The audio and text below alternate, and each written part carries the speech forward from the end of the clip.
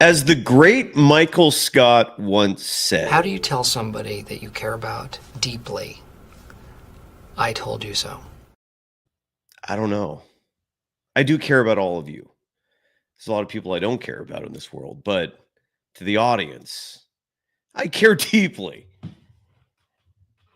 And as the 2024-2025 season comes to a wrap, disappointingly at that, we're not going to explore the future tonight. I'm going solo for the first time in a very long time.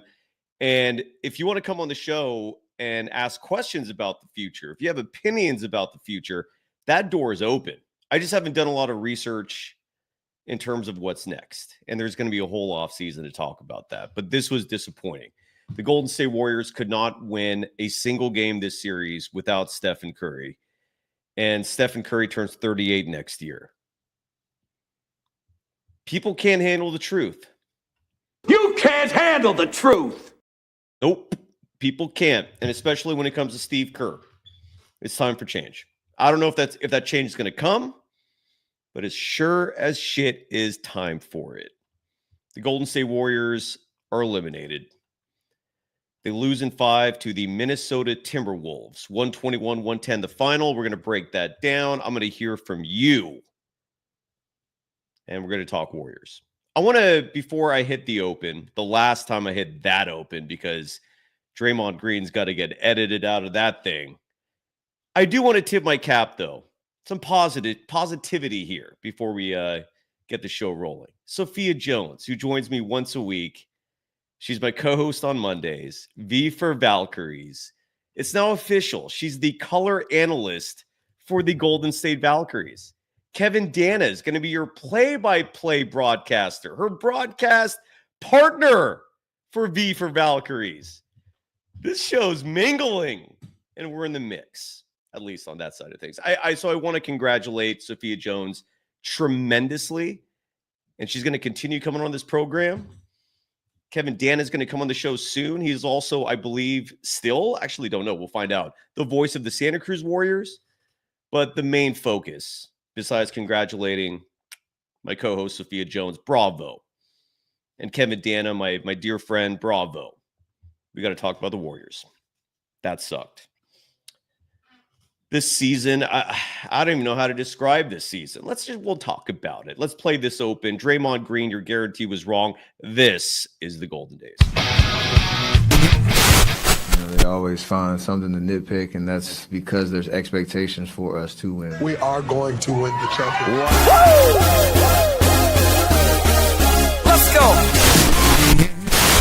In a minute, I'ma need a sentimental man or woman to pump me up.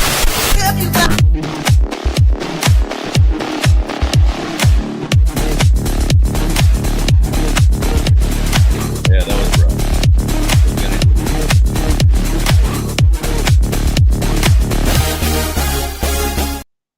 Welcome to the Golden Days. I am your host for the evening, Cyrus Sotzes. You can follow me on Threads and Instagram at DogWild.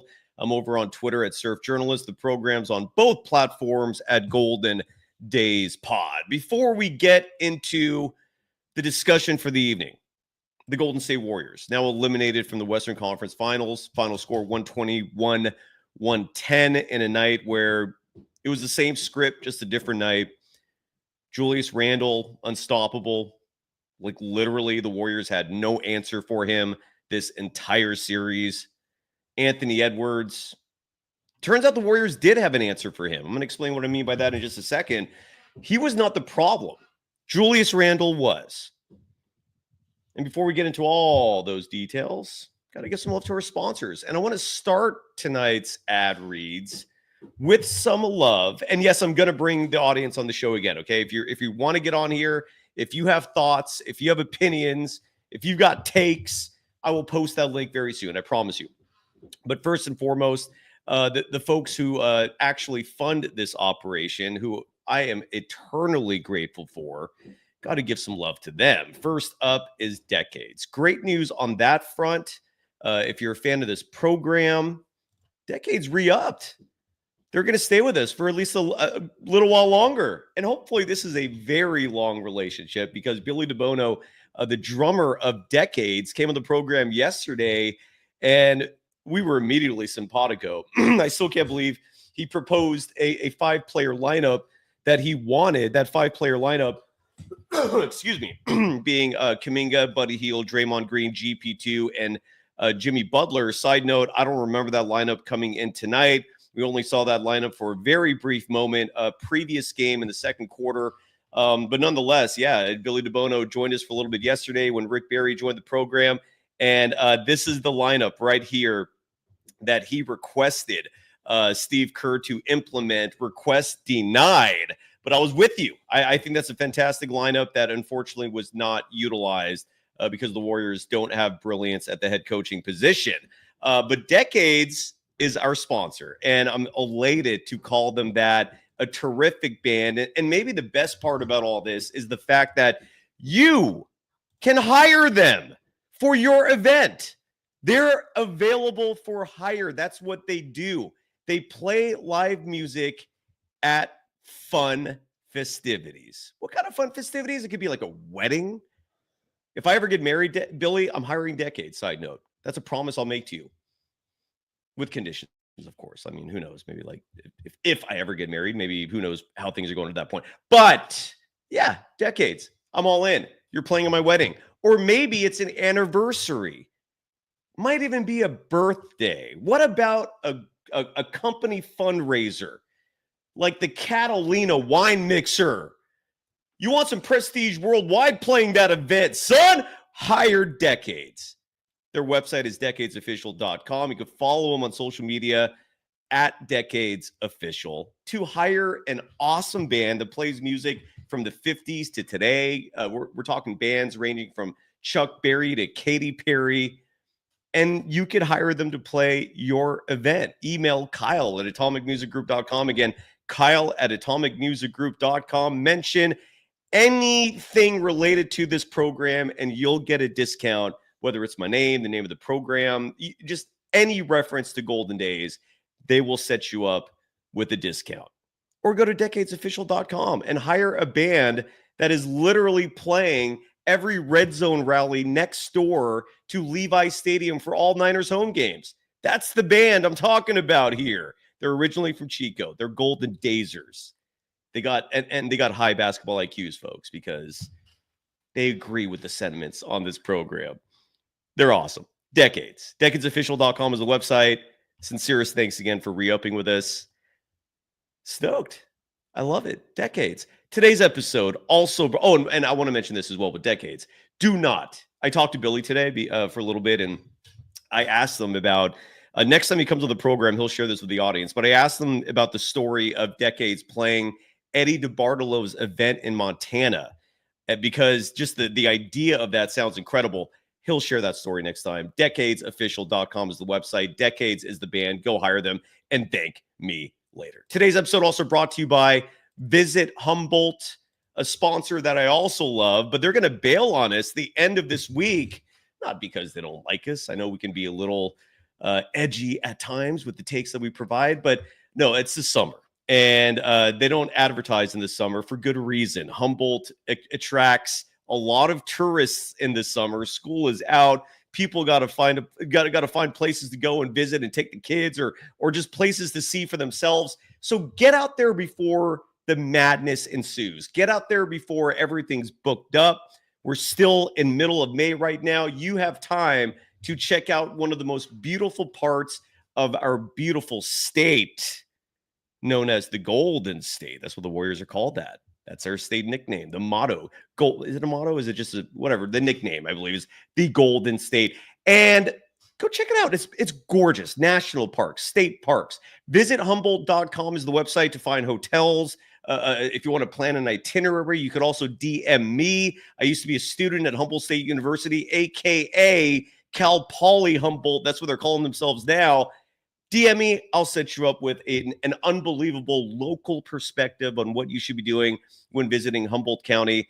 It's paradise, in my opinion. I still go once a year at least just to enjoy the fresh air, the outdoors, the old growth giant redwoods that are everywhere. It's amazing. And it's a close drive. If you're in the Bay Area or Sacramento, go check it out. Visit Humboldt.com. Have fun and thank me later. And again, hurry before the tourists get there. And to the folks at Humboldt themselves, thank you for your sponsorship. We only got a couple more of these. Again, before a summer break from that ad campaign, go check out visithumboldt.com. So the Golden State Warriors lost, obviously. And it was a game that really was out of control from the beginning. But the Warriors, of course, made things interesting in the fourth quarter. Brandon Pajemski showed up tonight for the most part. I wouldn't say, look, Brandon Pajemski shot 4 of 6 from 3, which you would think is amazing. And you'd be thinking correctly. That is an incredibly solid stat line.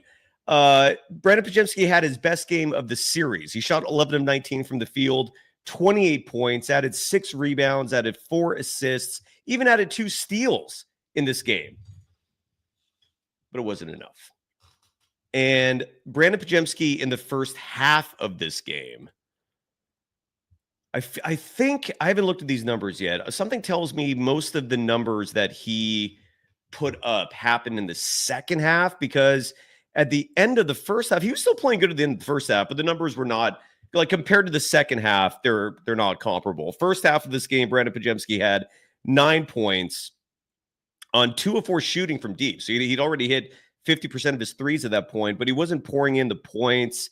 All of his assists came in the first half. He did not have a single assist in the second half, had 2 rebounds at the end of the first half. So the impact was felt far more scoring-wise in the second half, although he was not distributing the ball in the second half. But too little too late from Pajemski in this series. Jonathan Kuminga had another game that I would call fantastic. 11 of 23 from the field. His 3-point shot, he had 9 3-point attempts. He said, screw it. Either Kerr's going or I'm going. Most likely. Who knows what happens this offseason. But he was hoisting those things up and made 3 of them. 33% shooting from deep. You live with that. You accept that. Moses Moody saw some minutes in the fourth quarter of this game when it was already out of reach. I think we saw a little bit of Moody in the third quarter. Did we actually? Moses Moody tonight he played all 12 minutes in the fourth quarter. So that's the only time we saw Moses Moody tonight. Maybe we should have seen him earlier. I don't know. Moses Moody on the evening. I'm not muted, am I? Okay, good. Moses Moody on the evening in this game. And again, he played 12 minutes, all 12 in the fourth quarter, and he looked good. I don't know if he would have looked good if you brought him in earlier. I personally was clamoring for more Moses Moody minutes. Steve Kerr likes his ball handlers more than he likes athleticism and shooting. And it's got to be a ball handler first and foremost, because that's how Steve Kerr thinks. I'll say this about Steve Kerr, and this is going to be the harshest thing I'll say tonight, which should give you a sign that I'm not going to pile on him. I don't like kicking a man when he's down. And the emotive criticism of Steve Kerr, if you will, comes normally when I'm looking around the media landscape and no one's saying anything. Then I get really riled up, because why am I the only person calling out the blatant ineptitude of the head coach? But a lot of people are now seeing how egregious of a decision it was to DNP Kuminga at the end of the season. Side note, Logan Murdoch of The Ringer wrote a story today pertaining to those DNPs. And Logan Murdoch has some sources at Chase Center. He used to be a reporter with NBC Sports Bay Area before he got hired by The Ringer. His reporting so-so. I guess it depends on your taste. And regardless, he did report that, and I'll share the screen grab of the text pertaining to the Kuminga discussion, because this is news, what he wrote today.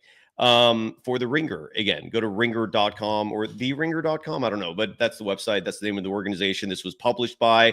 And Logan Murdoch wrote, quote, despite his talent, Kuminga's propensity to look for his shot at the expense of the flow of Golden State's offense has irked the coaching staff. During a late season game against the Blazers, team sources say Kerr was incensed after several instances in which Kuminga looked off Curry to create his own offense. Kuminga subsequently received DNPs in the Warriors' regular season finale against the Clippers and then again in their play-in matchup against the Grizzlies. By the start of the playoffs, many within the organization wondered whether Kuminga, who is eligible for a contract extension, he was also eligible last offseason, had played his last game as a Warrior, unquote. So according to this story, Steve Kerr decided to try and ruin a young man's life and hurt his own team in the process because, God forbid, you use the gravity of one of your teammates to create offense. Like, you can't make this stuff up. The lunacy of the excuses are absurd, asinine, and it leads to the harshest thing I'm going to say about Kerr tonight. Steve Kerr is just another version of Monty Williams. They're the exact same person. They just look different. That's it.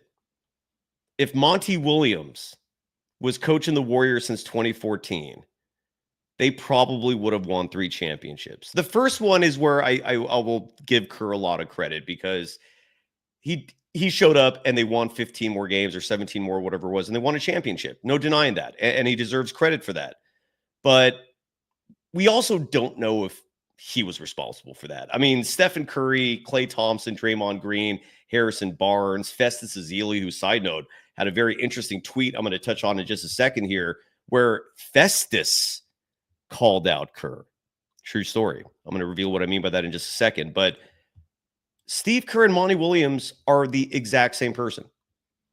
And they're also an example of how far you can make it in this world just by being soft-spoken and nice. It's sad, yet very true. Perception oftentimes trumps reality, meaning what people think about you is reality, regardless of what the reality is. And Steve Kerr and Monty Williams are cut from the exact same cloth. Grossly overrated. They're nicely mannered, they're well spoken, but they have no clue how to develop talent, and they don't have an eye for talent.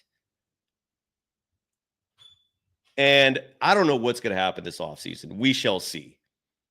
But Monty Williams, Steve Kerr, same dude, they just look different, plain and simple. And it's going to be an interesting offseason for sure. But Kuminga had a great game tonight, at least a solid game tonight. Led his team. No, he did not lead his team in scoring tonight. He was second on the team in scoring to Brandon Podziemski. Podziemski had 28 points on the night. Kuminga finished with 26. A future with those two running the show, I don't hate it, side note. I'm actually really excited about a future of covering Warriors basketball where the narratives are not flooded with all the casual schmoes who showed up because of Stephen Curry. Like when Steph leaves, you're going to see a lot of folks, bandwagoners, just the most casual of basketball fans who showed up because of Steph. They're going to be gone. And you're going to get a lot of hardcore hoops content again, covering the Warriors. I don't know if you're going to get the success that Stephen Curry brought to the table, but you're going to get some more, I think, genuine content and real analysis and not, well, Steve Kerr is Steph's guy, so we got to turn a blind eye to that. Like, enough of that propaganda, persuasion, perception bullshit. Let's just stick with the facts here. Let's talk reality here, which has been lost for so long.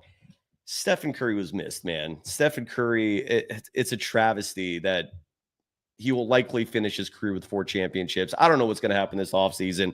I don't know if I could even comfortably say the championship window is closed. We shall see. Tommy dropping $5 saying, Podziemski drops 28 in a game the Timberwolves led comfortably, wire to wire, yet he was on a milk carton games 2 through 5 when it really mattered. No pushback from you there. We're 20 minutes into this show. Let's bring the audience in now because do the stats from a game 5 that the Warriors lost and got eliminated from matter? Maybe. And I can also interject some notes and points from this game as we go through the show. And Kerr Mishras, who provided an incredible logo for me. I will forever be grateful to you for that, Encore, saying, what do you think is next for the Warriors, Cy? Damn good question. And that is not, and I'm so sorry that you spent $2 to get this answer, but I'm not prepared to give an answer right now. I have no clue. I don't think anyone's going to have a good grasp of this for at least a few weeks.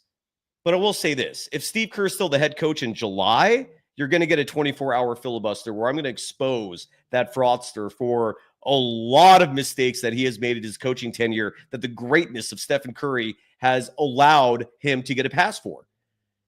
He has been made blunder after blunder after blunder, but the greatness of Stephen Curry has masked that. And that show is coming if Steve Kerr is still with his team. B-Ball Sense, $1.99, saying Jimmy Butler's best role would be as a third option nowadays. Maybe as of next season, you might be right. Jimmy Butler is going to make $54 million next season. Second on the team to Stephen Curry, who's going to get paid $59 million, more specifically $59,606,000 and change. So you might be right. Again, I am not prepared to give strong opinions about anything regarding next season at this point. Too soon. Tommy. Oh, we already played yours. The link is going to get posted right now. So if you want to join the program, it's been a little while since I've been able to welcome folks onto the show. And link is now available. I'd love to hear from you folks. Again, I always go chronologically here in terms of the order. Come join the party, if we're going to call it that. I don't think it is actually a party. Let's start with Deshaun from Walnut Creek. Is that correct, Deshaun? Good to see you. Yeah. What's up, Cyrus? What's up, Deshaun? You don't want to show your face tonight? No, I'm pretty sad. I ain't gonna lie. I hear you. I feel you, man. What's on your mind, brother? I mean, I think we all saw this coming, to be honest. I thought your take on the Warriors could beat the Wolves without Curry was a little crazy because Yeah.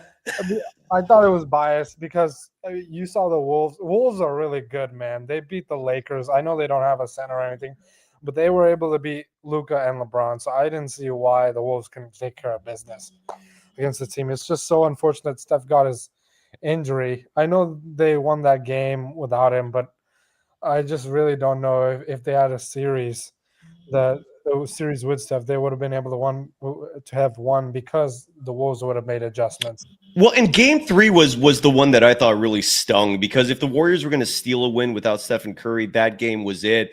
So what Scott Foster did was criminal. Side note, I don't know if you remember, Sean or anyone else, I brought up a couple nights ago, Draymond Green, lip readers were calling him out for saying 5.5, which was the spread of the Warriors game. They were underdogs, 5.5-point underdogs in that game 3 loss that Draymond was ejected from because of foul trouble. And I didn't know what that was about. Some people were accusing him of saying that as a means of maybe he was rigging the series. He was bribed or whatnot. Turns out, Shams Charania reported this today. Draymond Green was fined $50,000 by the league because he kept saying that 5.5 to Scott Foster as a reference of Scott Foster being utterly unethical, being a total cheat.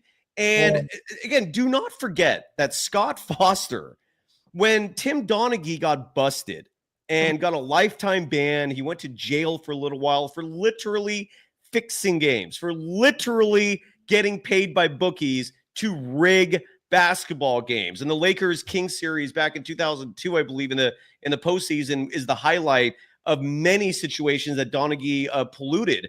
But what's lost is that when Tim Donaghy's phone records were published as part of this whole criminal trial, and there were hundreds of phone calls to his buddy Scott Foster. And a lot of times those calls were made right around the time that he was making calls to the mafia, to bookies, and then he happened to be talking to Scott Foster right before and right after. These are facts. And Scott Foster came away from that scenario scot-free, still officiating today, and we were somehow witnessing him rigging another game. And I know I'm being hyperbolic saying this, but it was absurd to foul Draymond Green out of that game.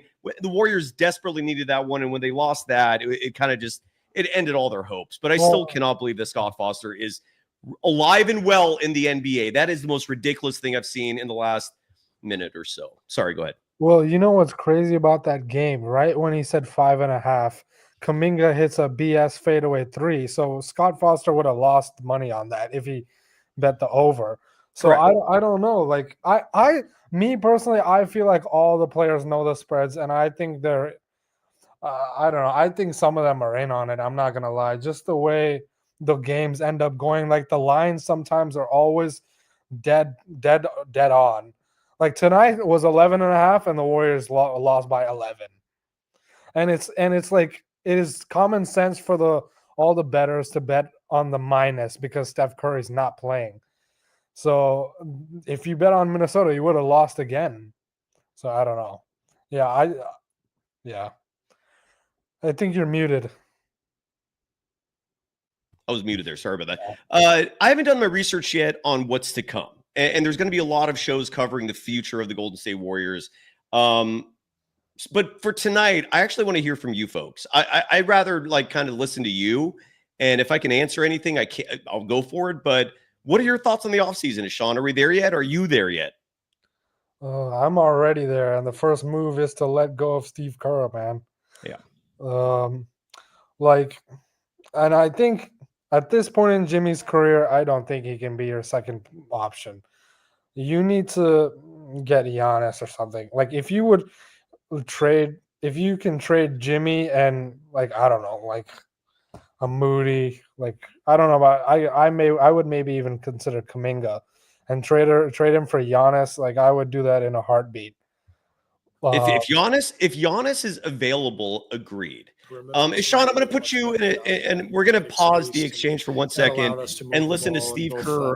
The NBA, thankfully, is publishing these press conferences live on Twitter. Here is Steve Kerr. You know, it's been a tough postseason for him, but he showed exactly who he is. You know, as a player, as a person, just staying ready, coming in, having that big fourth quarter.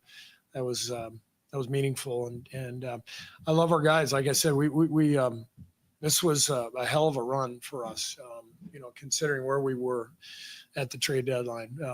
You know, Jimmy changed our season, flipped everything for us, gave us a chance. We became one of the best teams in the league, and obviously, you know, you get to the final 8 in the NBA, you're one of the best teams, and we had a shot, but you know, things didn't go our way. But like I said, Minnesota deserves the credit. They were the better team. With that said, how do you feel about the future? And I'm talking more just next season, you know, with Jimmy now here and what you guys can maybe, you know, build on. Yeah, I mean, I'm excited. We got obviously you know, Jimmy and Dre and Steph all coming back. Our young players performed really well this year. There's a lot to look forward to. Not trying to set you up with excuses. I know you don't want that, but was Butler pretty much 100%, or was he compromised physically? Well, I think he was definitely compromised through all series. You know, I think the injury in Houston definitely impacted him. He's been playing through pain, and I think the biggest thing in this series is that without the spacing that Steph gives us, you know, Minnesota did a great job of just playing us one-on-one. They guarded us on the perimeter. They were trying to take away our threes, and that forced Jimmy to play a lot of one-on-one against a long athletic team. And his whole game is to ISO, get the ball into the paint, and then move it to generate shots. And they just made the decision not to leave our perimeter guys, even our, you know, non-shooters on the perimeter. They just stayed with them everywhere and made Jimmy play one-on-one. And because they have a lot of length and athleticism, it wasn't easy for him to get anything, you know, at the rim and in the paint. And obviously they've got Gobert back there. So they made things difficult on Jimmy. You know, once Steph went out, it changed everything for our whole team, but especially for Jimmy. Steve, you guys did a nice job, especially in the first half, of getting Anthony off the ball, which is what you wanted to do. He had 6 points at halftime, but you guys were down 15.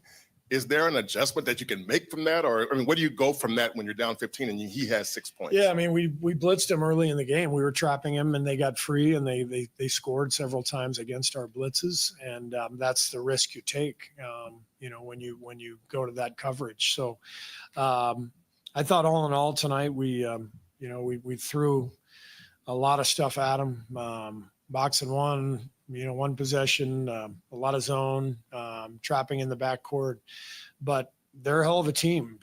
They've got shooting everywhere, and that's the name of the game in modern NBA. If you can space the floor with 4 or 5 different guys, it makes defense really, really difficult. And I thought their spacing, their shooting just spread us out, and that allowed their guys to attack and get into the paint.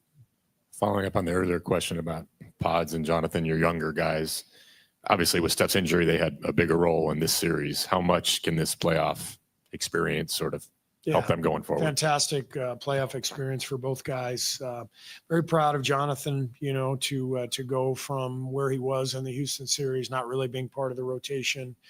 And then when Steph got hurt, staying ready and coming in, and he played really well here these last 4 games. And BP, this was a great experience for him. He said there were times in the series where he was hesitant to shoot. Even tonight, he was 4 for 6. I thought he could have gotten 10 or 11 threes off, and we needed those. And I told him that after the game. I said, when we get back here next year, you are not going to turn down a single shot. And that's part of the playoffs. I lived it as a player. It is it's a mind game. I call it, something more profane. But the playoffs are they are a mind game, and it's really easy to lose your confidence. Teams throw different schemes at you. You have a bad game and everybody's talking about your shooting percentage, and you feel like you're on an island. I've been there, and it's great for Brandon to go through that and then finish the series with a great game, because he's got to understand this is what it feels like. Nobody cares in January if you have 2 games where you're 4 for 20, but in the playoffs, everybody's writing about it. Everybody's talking about it. You feel exposed. And that's a big part of playoff experience, is understanding you got to keep firing. You got to stay aggressive, keep your confidence any way you can. Steve, you mentioned earlier we had a shot. When you look back at this series of the playoffs, the way you guys played to get out of Houston, the way Steph and you guys were playing that game 1 right before you got hurt, will you wonder what did you think, how far this team could go, the potential? Yes, the next few days. I don't even have to think whatever. I know we had a shot. I know we could have gone the distance. Maybe we wouldn't have, but it doesn't matter. Again, everything in the playoffs is about who stays healthy and who gets hot. Are you playing well at the right time? Do you have multiple guys step up in key games, make shots? And do you have good health? And, you see it every year in every series. And so there's a little bit of luck involved, and we, like I said, we've been on both sides of that, and it's just part of it. Does it give you confidence going into next season? Knowing what this team is capable For sure. The second half of the season, we became one of the best teams in the league. We had, really, I think, the number 1 ranked defense for the last 30 games. We became a 2-way basketball team. I think Mike Dunleavy's a superstar. I think what he's done in the last couple of years, I have total faith in Mike and his ability to look at our team, figure out what we need, and help us get better this summer. And so I'm excited for what's ahead. Disappointed, but Minnesota was great, and I wish them well. Steve, given the ages of Steph and Draymond and Jimmy, how much is luck just a part of when you get to this point? Luck that they stay healthy, luck that, older players stay upright at this point? You need luck when they're younger too. You do. Like I said, we've been on both sides of it. 2015, we go to the finals, and Cleveland's without Kyrie and Kevin Love, and the next year, we're in the playoffs, and Steph goes down and he's banged up, and Draymond gets suspended, and stuff happens, and we've been on both sides of it. And so yes, our main 3 guys are older now, so we're going to have to navigate that as best we can. But you just go for it, and do the best you can. Given the arc of the season where you guys, finished, how do you think you'll remember 24, 25? I will remember this season for the way this team was connected and persevered, and what an incredible group. Going back to October training camp, playing 13 guys out of the gate, and then our team transforming with the trade for Jimmy. But I enjoyed coaching every single guy on this team. And all you can really ask as a coach is if for your team to commit to each other, to the cause, and for guys to fight through adversity when things don't go their way. And we saw that over and over again with. All right. I think I literally just kept that going because the chat's on fire and I wanted to get as many voices out there as possible. Steve Kerr, some people in the chat mentioned that he sounds like a dead man walking. I do kind of hear it, but again, that would involve Joe Lacob doing what still feels like the unthinkable, which is replacing Kerr with someone new. Sean, there's a lot of other people waiting. Any final thoughts before I move on? Yeah, I have a new proposal for you, man. If Steve Kerr gets fired, you throw a party. Deal. Yeah, I'm being dead serious. If Steve Kerr, you gotta throw a party if Steve Kerr gets fired. Yeah. I'll work on that, Sean. You got my word on that. Deal. Okay. We'll have a celebration somewhere if that happens. All right. Have a good Golden night, Days man. party to celebrate. We'll do that. Hey, Sean, have a great night, brother. I'm so sorry that you're not feeling it, man. Dub Nation, this is a rough night. God damn it. I guess maybe it's not as rough as I thought it could be, largely because this was anticipated. This was not a surprise that they lost tonight.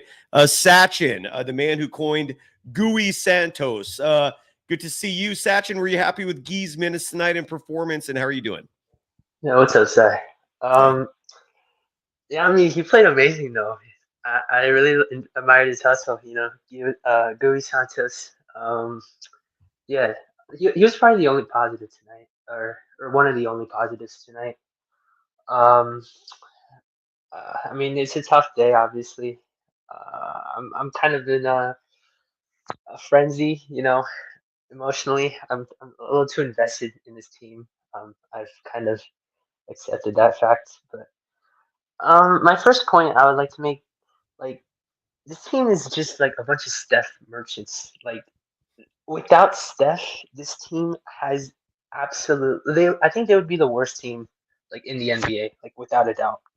By the way, DVDV in the chat writes, stop calling for challenges, Draymond. You're absolutely right. The game was over by that point, but yeah, he's been flailing at that for a while. And I want to use this moment to also call out Draymond Green for the 3-point shots. The experiment is dead. It's over. He should have stopped putting those up after the second one. Draymond Green finished tonight 1 of 6 shooting from beyond the arc, 10 points, 6 rebounds, 6 assists, and a steal. The 3 turnovers were also brutal for Draymond Green.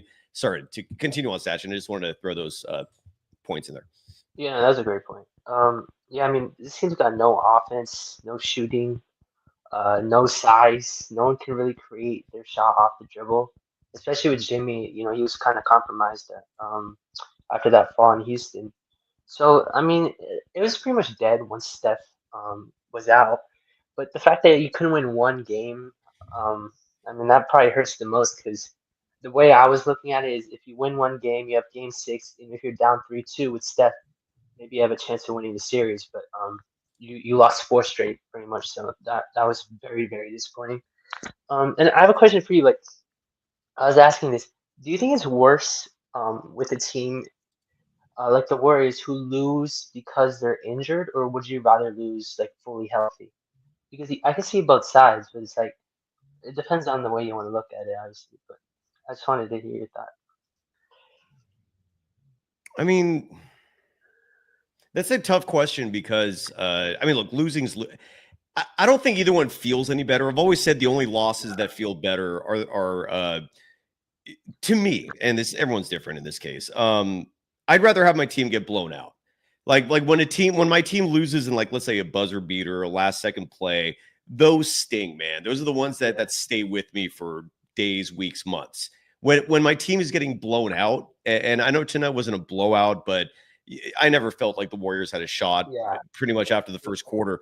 And I mean, it's easier to stomach. Now, when it comes to losing because Stephen Curry was injured, this may sound kind of mean saying this, but I don't have a direct answer for you right now, except that I would prefer whatever leads to Kerr moving on, if that makes sense. Like whatever the situation is where Joe Lacob is finally convinced I need a new head coach. That's the answer I'm going with. But beyond that, it doesn't matter to me that much. What about you?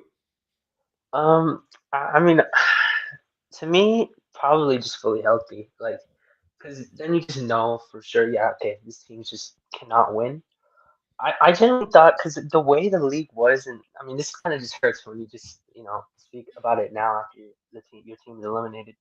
But like, it felt kind of open like this year, the championship window. Next season, I mean, who knows? Like with all the things that happen in the league, Giannis could potentially come to the West. Now that Cooper Flag is in the West, like the West is going to get even tougher. And it just felt like this was kind of the year for you to Agreed. win. Agreed. So I mean, it kind of just hurts that you lose because of injury. Because I'll be honest, like I understand the Wolves are a really good team. I don't even think they played necessarily that well tonight. Like they had a lot of turnovers, but the Warriors just couldn't score, like or defend. Like this game, they couldn't defend. Which No. if you want Well, to win it a wasn't game, just that they couldn't defend. It was that Minnesota is that good of a team shooting wise. But you're absolutely right, dude. And I actually have that in my notes even that for yet another game, and I'm going to narrow it down even more specifically here defensively because it's the 3-point defense that is where the Warriors have failed. And whether it's the Hobbit ball, right? I mean, it's basic physics, that. man. If you're a lot smaller than the other player, they can shoot over you a hell of a lot easier. And that logic doesn't just apply to the paint, it applies to the 3-point line. If you're 6'8" and the other dude defending you 6'4", and that guy doesn't have hops, you're going to have a hell of a lot easier time getting that shot off unimpeded. And that plays a factor defensively. Now, with that said, Draymond Green has been guilty of this a lot lately this season, where he's not closing out on shooters a lot. And I don't know if he's doing that to save energy. I don't know if he's got an old school mentality where players used to just not care that much about other players shooting threes because of the lower percentage. But that's changed. Everyone's making threes like they used to make twos. And you got to like challenge these threes, man. You got to like prioritize a 3-point shot over a 2-point shot, if that makes sense. And the Warriors defense is not doing that. Their perimeter defense has been absolute shit. Another problem with the defense is, and this is where I constantly have argued for Jonathan Kuminga to get more minutes, and that's because of free throw attempts. One of the best ways to help your defense is going to the free throw line. Jimmy Butler had 11 free throw attempts tonight, made 9 of them. That's awesome. That's probably one of the only reasons why the Warriors even stayed in this game as much as they did, because every time you're going to the free throw line, you're preventing the other team from pushing the ball. And when we look at transition buckets tonight, which the box score will read off as fast break points, Minnesota, not surprisingly, won that category 16-7 excuse me, over the Warriors. The Warriors also lost points in the paint tonight, 72-50, and they lost the rebounding battle tonight. No, they actually won the rebounding battle tonight, 40-39. That was one of the rare categories they won. But going back to the defense thing, yeah, when you're small, it's harder to defend the perimeter. And when you don't shoot free throws, which the Warriors are guilty of a lot of nights, tonight, Jimmy Butler had 11 free throw attempts. The next highest was Pajemski with 5.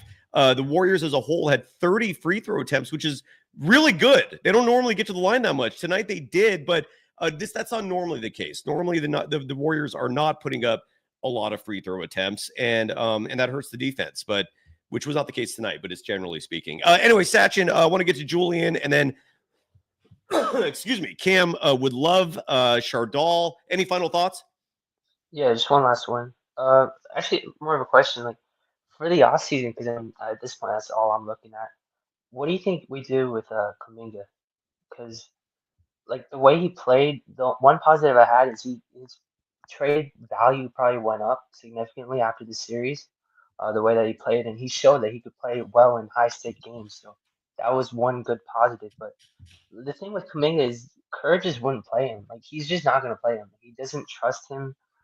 No matter what he does, like there's just no way you can get past the fact that Kerr will not play Kuminga. So if you're keeping Kerr, you're gonna have to trade Kuminga, and I mean that's gonna be the big question of the offseason. We'll see how that goes. Sachin, have a great night, brother. I hope you come back soon, and I'll answer that question with this.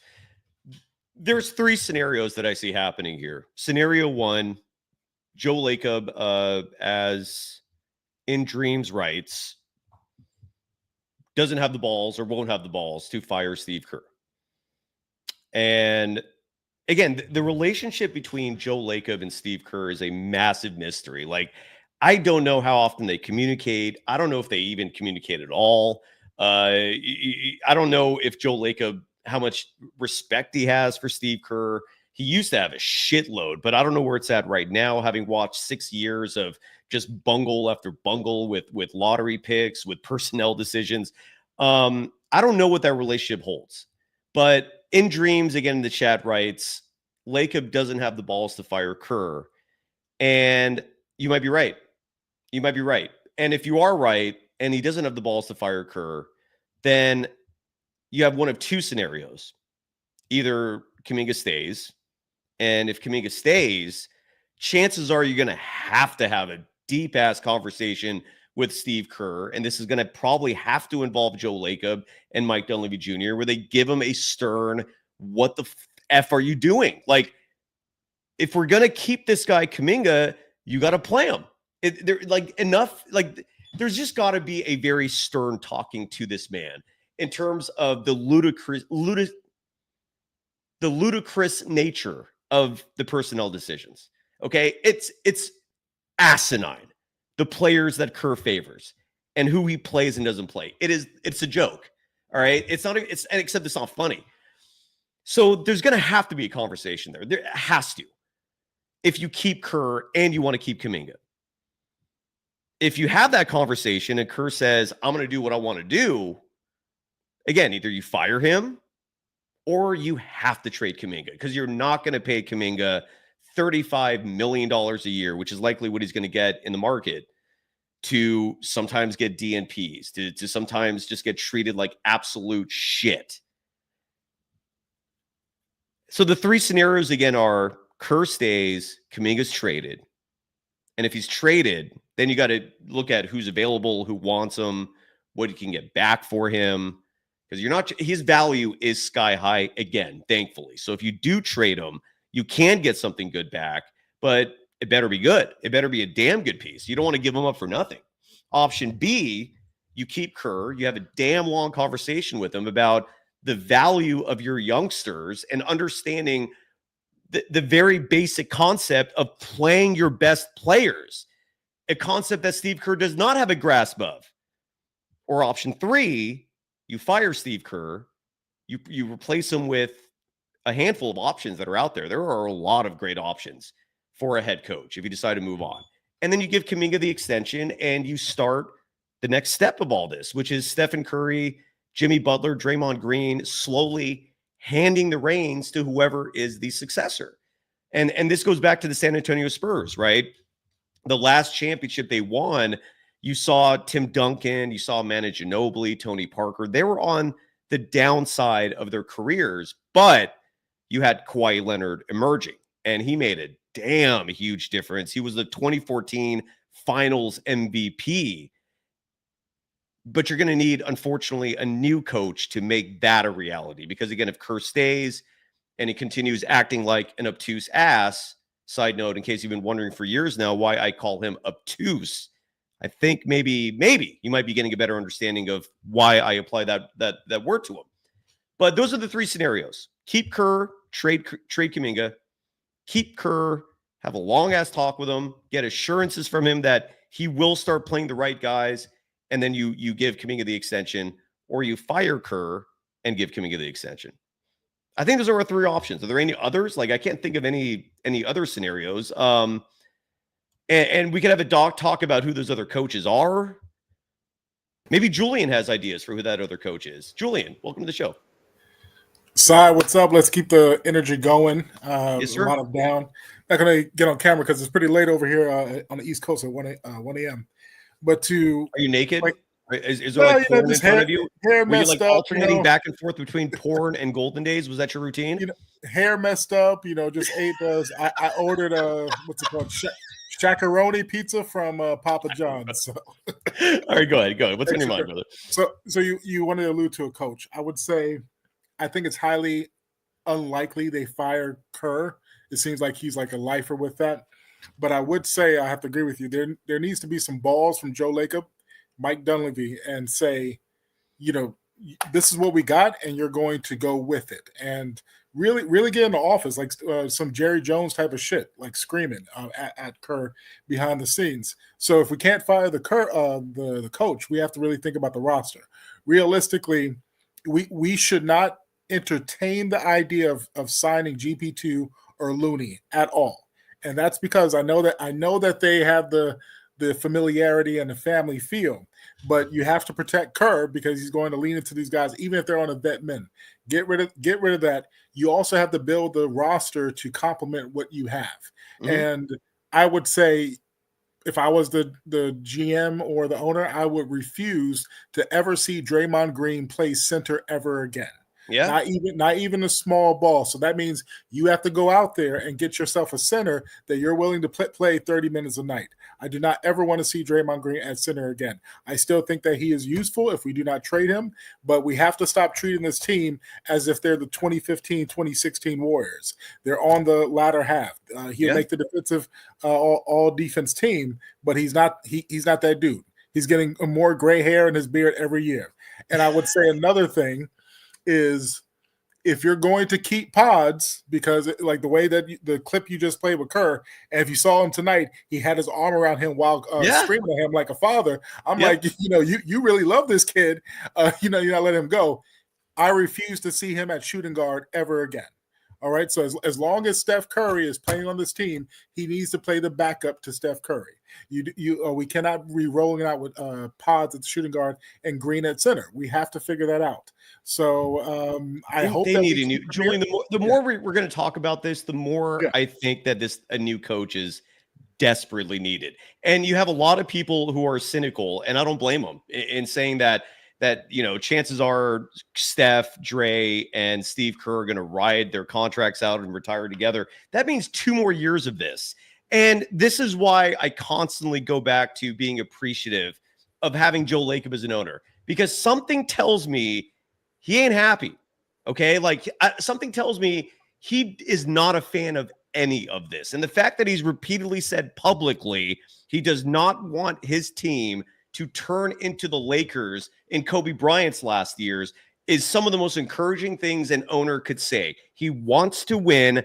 And I look, Rick Barry was on the show yesterday, and he kind of almost did like a Freudian slip. And I don't know if you folks noticed that if you watched last night's show. And if you didn't, the Rick Barry show is not dated. You can watch it, and it's not going to sound old or irrelevant. But Rick says something very interesting. And again, I don't know if it was a Freudian slip. I don't know if it was just what he was thinking, but his thought process led to this. And I was fascinated. He alluded to the idea of Steve Kerr retiring after this year. And I don't think that's an impossibility either. Now, it would be a forced retirement, most likely, because something tells me you're going to have to have Steve Kerr kicking and screaming, and you have to drag his ass out of there because he loves his job. Who wouldn't? But something tells me that maybe that's an option, that maybe Joe Lacob goes to Kerr and says, look, you're the top dog for 4 championships. You're popular. You're a great ambassador for this team, but you at this point clearly have no effing idea what you're doing.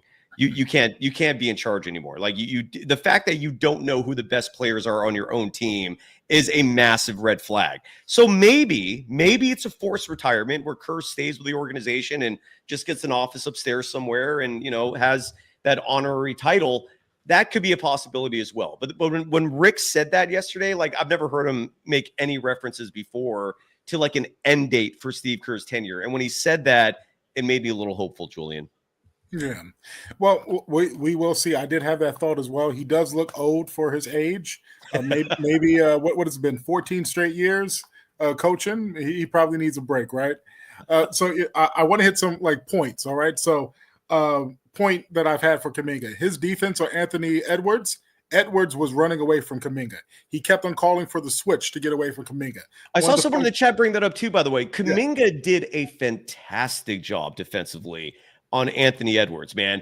Damn good job. In fact, during tonight's show, I'm going to see if I can pull up the stats for how Kuminga has guarded Anthony Edwards this season, but I don't think it was a coincidence that Anthony Edwards tonight was limited scoring-wise to just 22 points in 41 minutes and 9 seconds. Kuminga was awesome, man. Every time Kuminga had that assignment, Anthony Edwards could not get past him. And that is half of NBA defense, is just staying in front of your defender. Brandon Pajemski can't do it. Ty Jerome is awful at it. It's why I've never been a fan of his, because defense is half the game. And if you cannot stay in front of your player, you're a bad defender. And Brandon Pajemski has not figured that out. Maybe he never will because of a lack of lateral foot speed. But Jonathan Kuminga, for all the haters of his who have gone quiet for damn good reason, and damn does that silence make me give me some peace, he is an unbelievable defensive player, and he showed that tonight, man. Yeah, you're right. And the haters that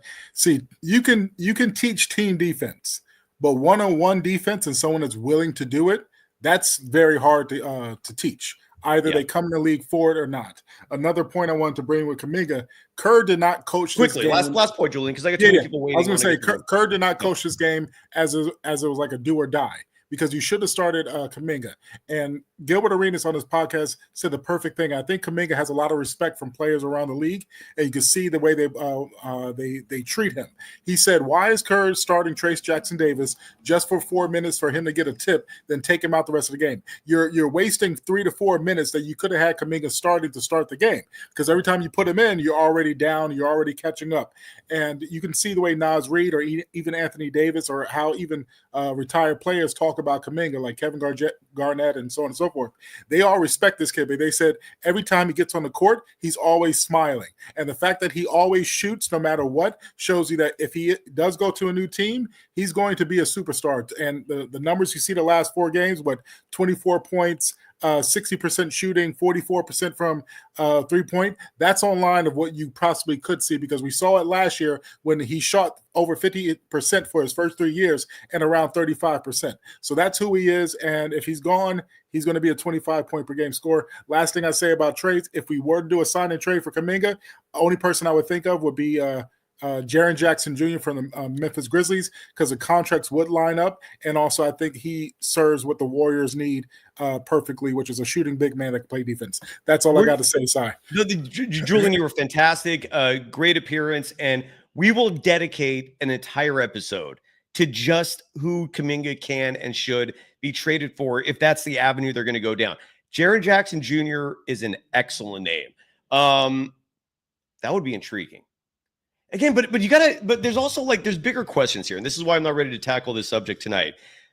Is Jaren Jackson Jr. enough? If you're gonna make a trade involving Jonathan Kuminga, I mean, it's got to be for a piece that you can rely on for the next 10, 15 years, right? And I don't know if Jaren Jackson's a great piece, but he's not that guy, and he's not a huge scorer, and I don't know. That's a tough one.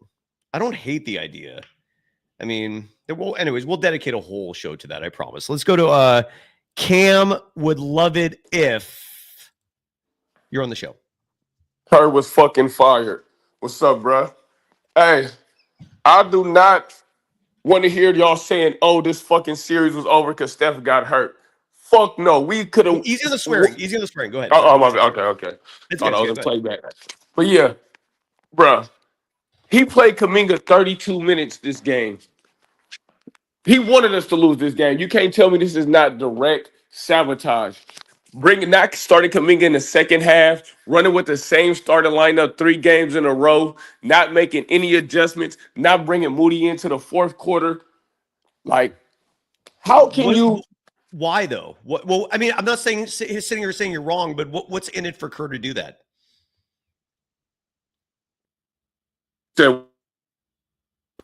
I missed that last part. Why would Steve Kerr sabotage his own team?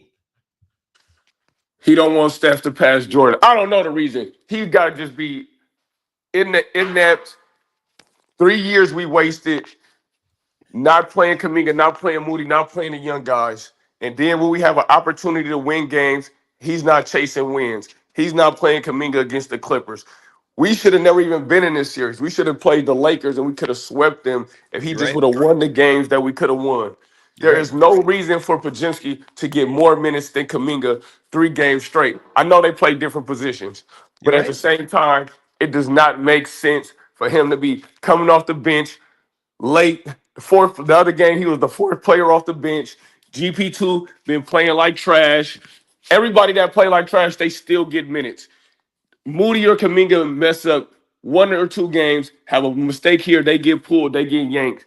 But Podziemski could go 1 for 5, not being a good point guard. He's a connector. He runs in the paint, can't pass the ball out, pump fake. Like, I honestly believe if Kuminga would have played more minutes, if he would have got in the game at certain points, we could have won this series. If he would have took Draymond out, so in some instances, Draymond was a big detriment. He was getting killed. And there is no reason Kuminga shouldn't have been guarding Ant Anthony from the beginning of the game. He was locking Ant down. But you got Pods and GP2 guarding him, getting blown by on damn near every play. And I love that you brought up the fact that the Warriors should not have even been in this situation, meaning the Warriors should have played the Lakers in the first round. The Warriors should have had home court in this series, but because of incompetency at the end of the season that cost the Warriors games, they fell to the 7th seed, not the 6th, and it resulted in everything that happened right now. And you could even expand on that. The same incompetency resulted in Stephen Curry playing all those minutes in the first round that he did not need to play.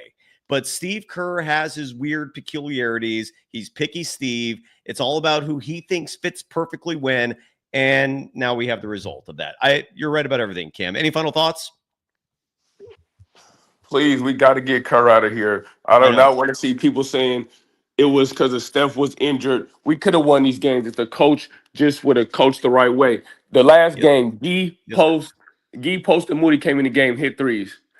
They was basically in it, nowhere to be found until the 4th quarter of this game. And what happened when they came in the game? We start coming back a little bit. And then he put Draymond back in the game, and we start getting cooked again. Yeah, like, Draymond got to go. Draymond has to go. Have a great night, Cam. You were fantastic. And just adding to that, Cam, Draymond Green did not have a good night tonight. He did not have a good series. And it's not the offense. The offense was bad enough. I mean, look, his 3-point shooting this series was not good. His 3-point shooting this season as a whole was not good. I think he finished the year shooting about 31% from deep. But what disappointed me in this series was the defense. Julius Randle looked like not just a Hall of Famer, because the Hall of Fame has lost credibility in my eyes in the NBA in recent years. They let way too many people in. It's lost the exclusivity that made it prestigious in the first place. It's still elite, don't get me wrong, but it's lost some of the luster. With all that said, Julius Randle looked like an all-time great this series. Julius Randle should not look that good. Like, the Warriors had no answer, period. And you'd think Draymond Green could have been an answer defensively. Nope. He was fantastic in game 1. People forget the incredible stop he had in game 1. And then that was it. The entire rest of the series, Julius Randle cooked. Julius Randle tonight, 42 minutes, 30 seconds. He was 2 of 6 shooting from deep.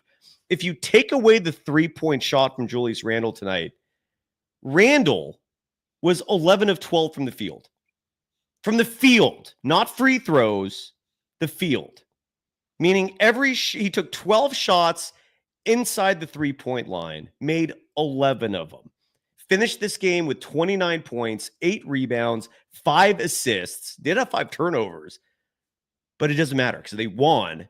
And for the series, he's the MVP if they gave out MVP awards for conference semifinals. And the Warriors had no answer for that. The Warriors were supposed to have an answer in Draymond Green. If Draymond Green cannot stop Julius Randle, dynasty's over, man. And that's the true bummer in all this. And if the dynasty's over, what the hell are you doing still having Steve Kerr on your payroll as the highest paid head coach in the NBA? Side note, true story. He is the highest paid head coach in the NBA so that he can ruin the lives of young players, not named Brandon Pajemski. Let's go to Shardol. I'm going to save you for last. Let's go to CJ, who's on the show. And Shardol, I'll take that as a compliment. I'm saving you for the end to bring some spice to the show. But CJ, you're on the show right now. How are you doing? Yo, it's good. You can hear me?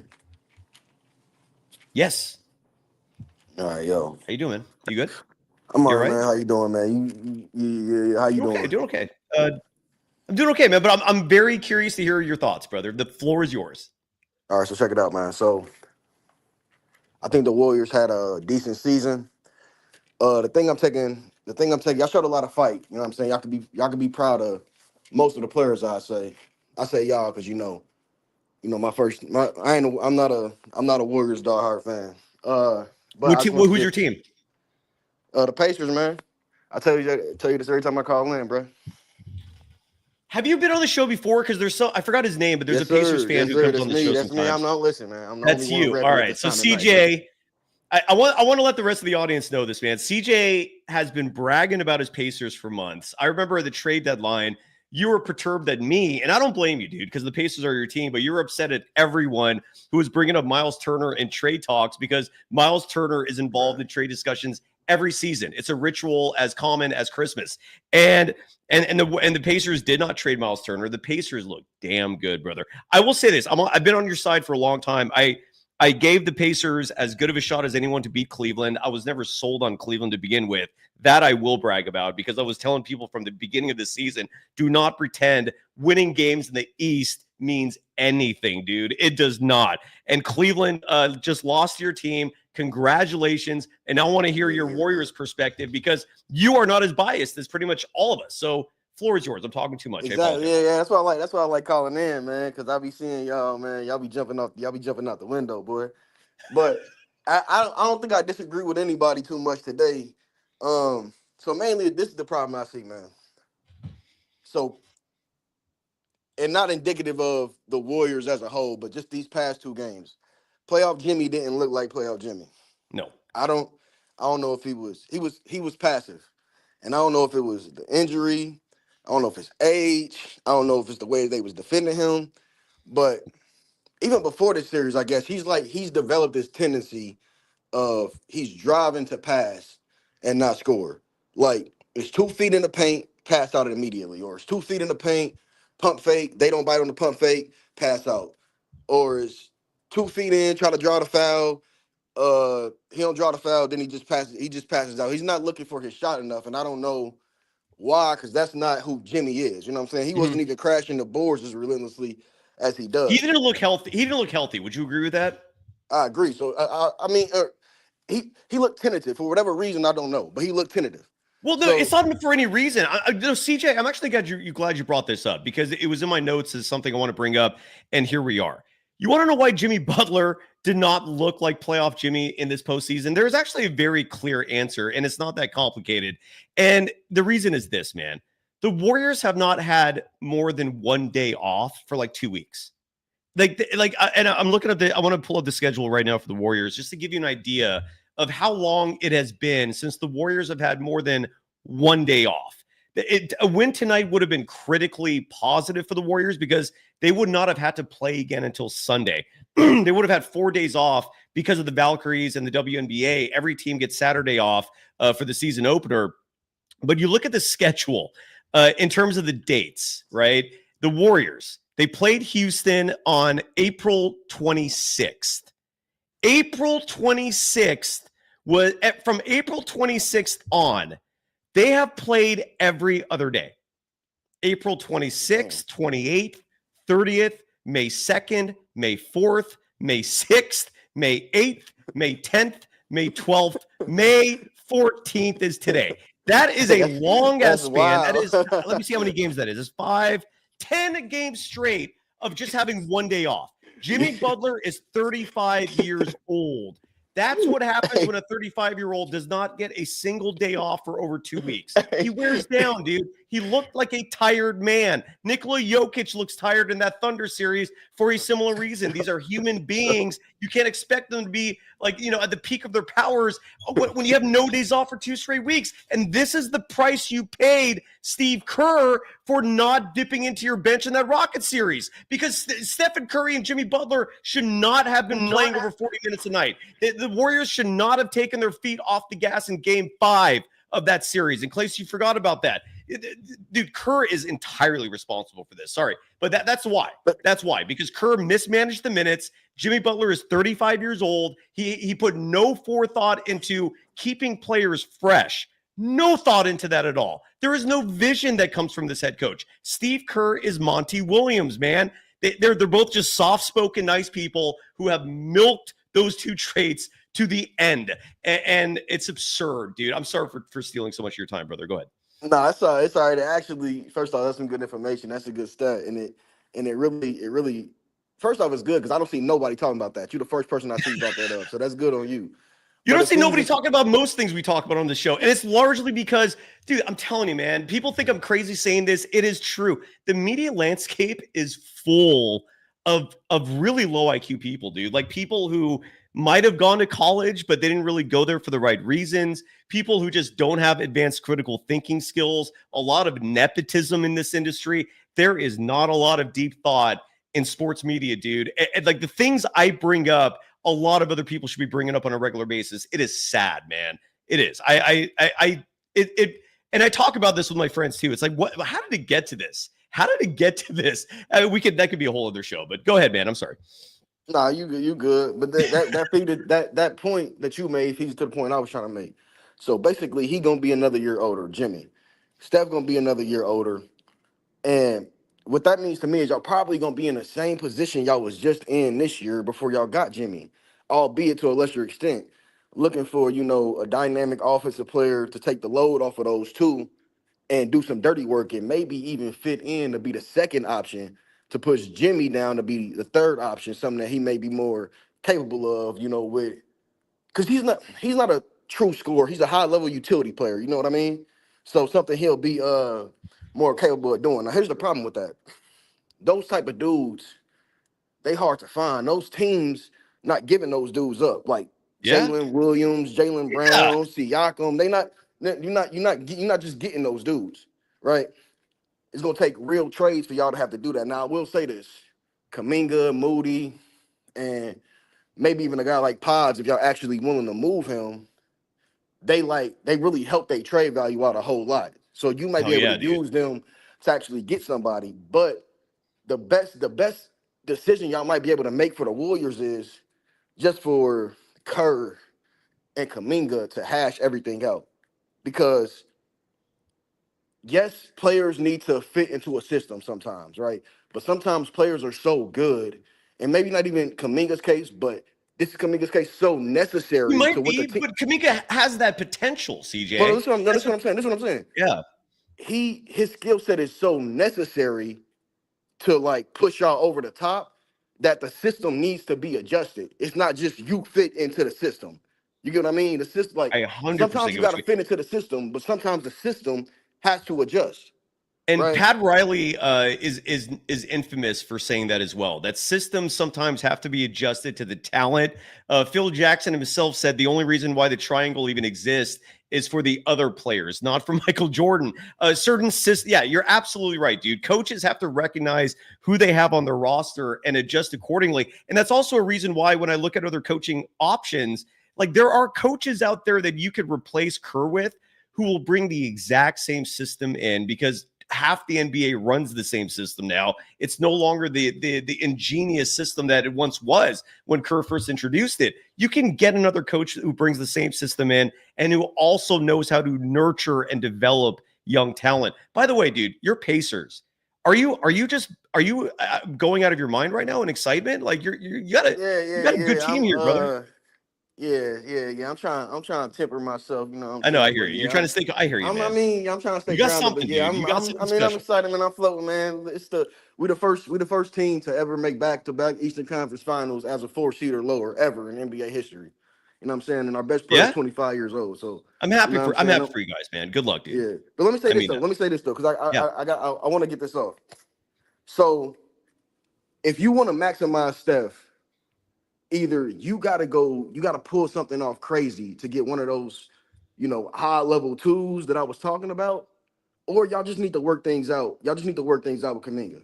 Sit down and figure out what y'all need to do. And I get some of the pushback on Kuminga because when I was watching him in the last game, it kind of felt like I was watching Russell Westbrook a little bit. Like, oh man, he just did 4 good things in a row. Like, oh, dang, he gave up that 3. But then he do 5 more good things in a row, and he airball shot, right? He needs So I get experience, it, man. He but needs experience. exactly, but he's not. So he needs to get that. So y'all need to come up with a system so that he can have that. Because I don't know who y'all get in place of him that can realistically, like, you can throw all these names out, but players, Memphis ain't giving up Jaren Jackson Jr. You know what I mean? They don't want to give up these type of players. And and believe me, Cam CJ Johnsons, yeah. the Cam Johnsons, the DeRozans of the world, the Levines, all these one-dimensional band-aids y'all want to throw on this team is not gonna fix it. It's not gonna Well, and work. not to mention, people love like Cam Johnson's name has been brought up for like a year now, and all the people who keep bringing his name up forget that when Cam Johnson played for Team USA under Steve Kerr in the summer of 2023, he got phased out of the rotation. Like, he was not a favorite of Steve Kerr's. So I don't even know if he'd play if the Warriors traded for him. That's one of the many difficult aspects of Kerr. These are players that are one-dimensional. These are players that if they're not scoring, they're basically worthless on the court. Y'all don't need players like that. Y'all need players that are multifaceted. And I get that there is some bad with Kuminga, but there's way more good than bad, and there's more potential than anything. What's There's more the bad with potential than Kuminga, anything. Huh? What's the bad with Kuminga? I'm curious from your perspective. So it's just, I guess, like most of the time I see it, I don't know if he's just falling asleep or he's just not aware of what the reason is, but he's just like, he's not completing certain plays. Like, Did you see that tonight though? Not tonight. I mean, not tonight You're just necessarily. generally I wasn't. speaking, Hold on. I wasn't watching this. Okay. I wasn't watching as closely tonight as I was the game Because I didn't see before, that 'cause I'm tonight. working Tonight right he now. was engaged, and that's a criticism I've heard some people say about Kuminga. Like, yeah, he's not engaged that he has. But every time people say that, I pay extra attention to see if he's actually doing that, and I never see it, man. I'll see it in a possession specifically referring to here last and there. game. I know it was specifically referring to last game. I know it was a wide open 3 he gave up to Anthony Edwards. Then I know I forget who was open in the corner, but he tried to take like a mid-range shot over somebody and he airballed it. Right. So that just mean like stuff like that that like just make the simpler play or just make the better play. That's all I'm saying. But that comes with experience and they're not letting him play. So all I'm saying is y'all got a better shot at making Kuminga, in my opinion, y'all got a better shot at making Kuminga work and tapping into the type of star that he could be than just going and go get another potential star from another team. Because if he's a true potential star, that team is not letting him go. That's not how that works. You're absolutely right. You're absolutely right, man. And this is why I want to dedicate an entire episode to what could potentially happen with Kuminga, because when I do these shows and we're discussing potential trades, I factor that into it, man. And a lot of people don't, CJ. Would the other team give that guy up? Most of them would not, man. You're right. Yeah. Jaren Jackson Jr., sexy name. I like the idea of him wearing a Warriors uniform is really enticing. But would Memphis do it? Probably not. And I'll say this in there. I'll say this and I gotta get back to work. So let me say this. There's no more room to poo-poo on Kuminga to me, like as far as like the opportunities he shouldn't be having, because he just got thrusted into a playoff series out of nowhere as one of the younger players in the league, and he made a real impact. Yes, sir. Dudes get paid for stuff like that. They hit the open market and get paid for stuff like that. If you don't believe me, watch what Gary Trent is going to get paid this summer. Dude, I can think of 2 teams already, the Brooklyn Nets and the Washington Wizards, who are prepared to give Kuminga a max offer. Like, it's going to come. And the Warriors will have a very tough decision at that point. I hope they choose wisely, man. CJ, good luck with the Pacers. Give him a chance. He worth it. He's worth the shot. Man.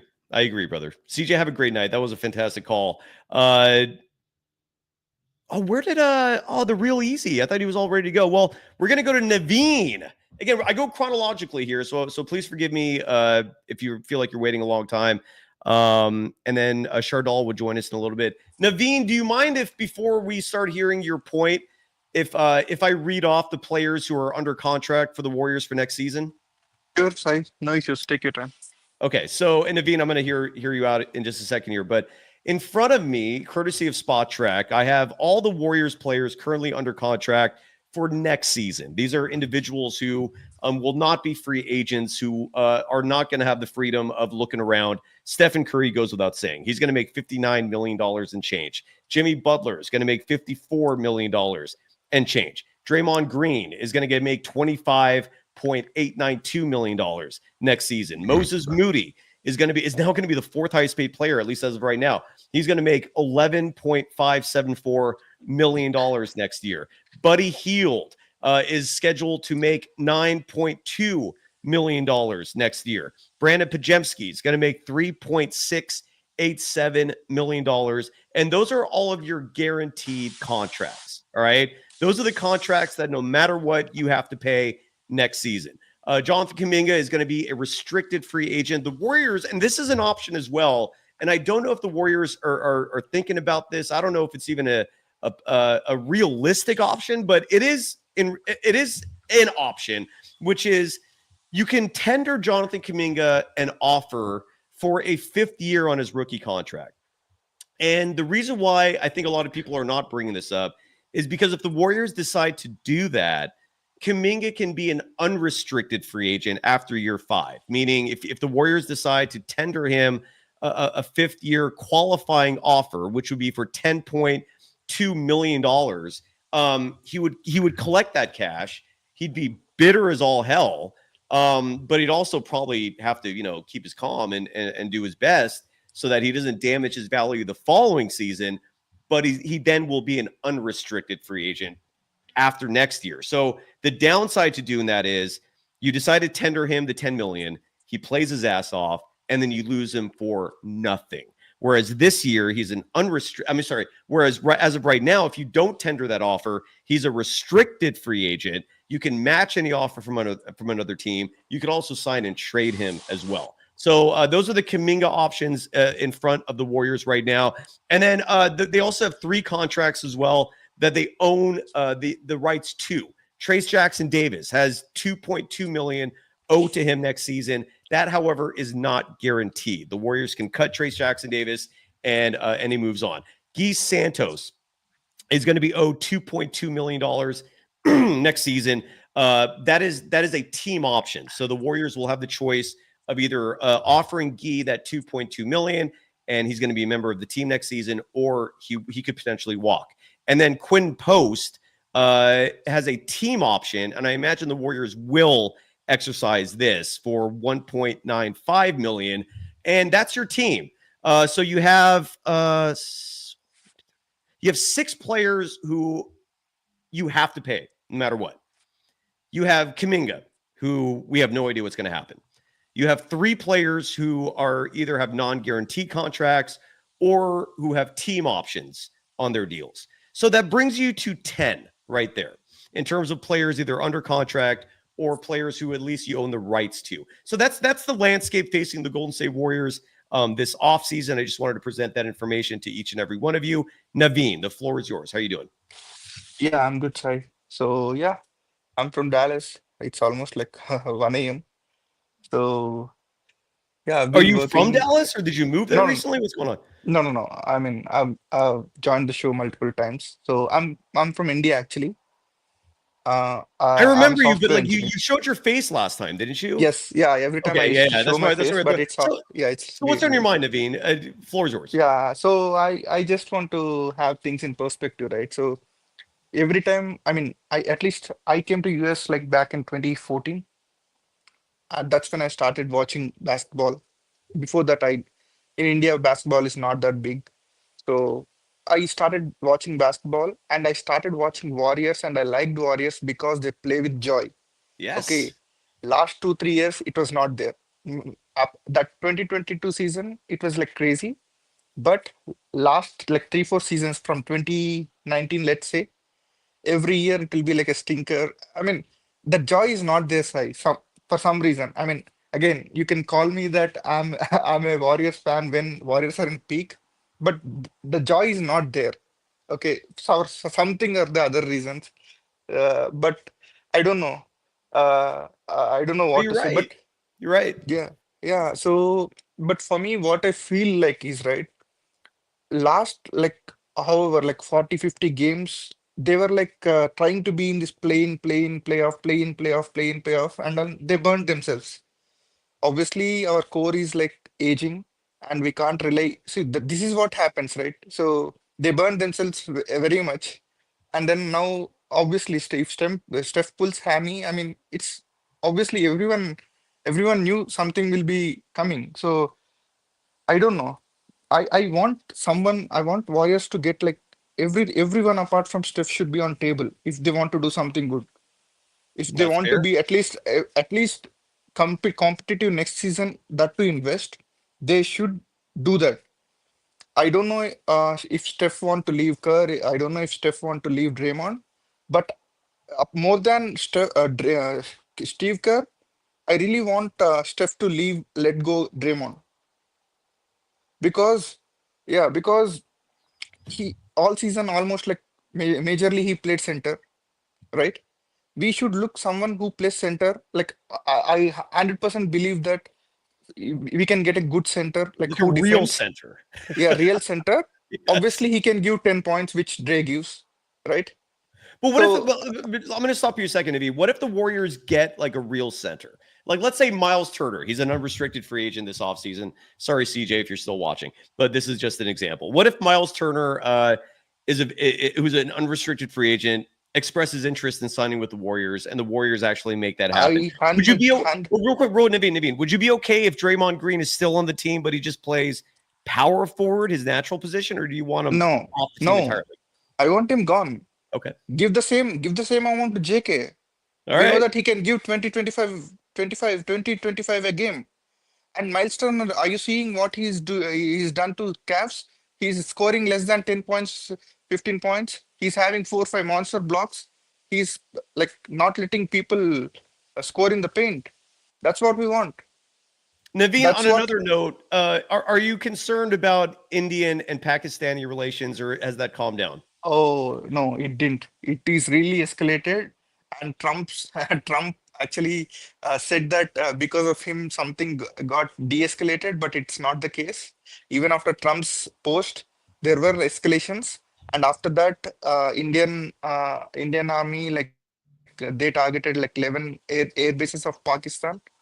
I mean, it's an ongoing thing from like the independence, like 75 years. Oh, So it's very bad. Yeah, I mean, I read the news, yeah, and I was yeah. seeing that, and I can't wait for the video footage to come out of the dog fights. In case you're familiar with that term, it's when two armies of fighter jets go at it, and that's supposedly what happened with India and Pakistan. I can't wait for that footage to be revealed. I'm sure it's going to happen at some point.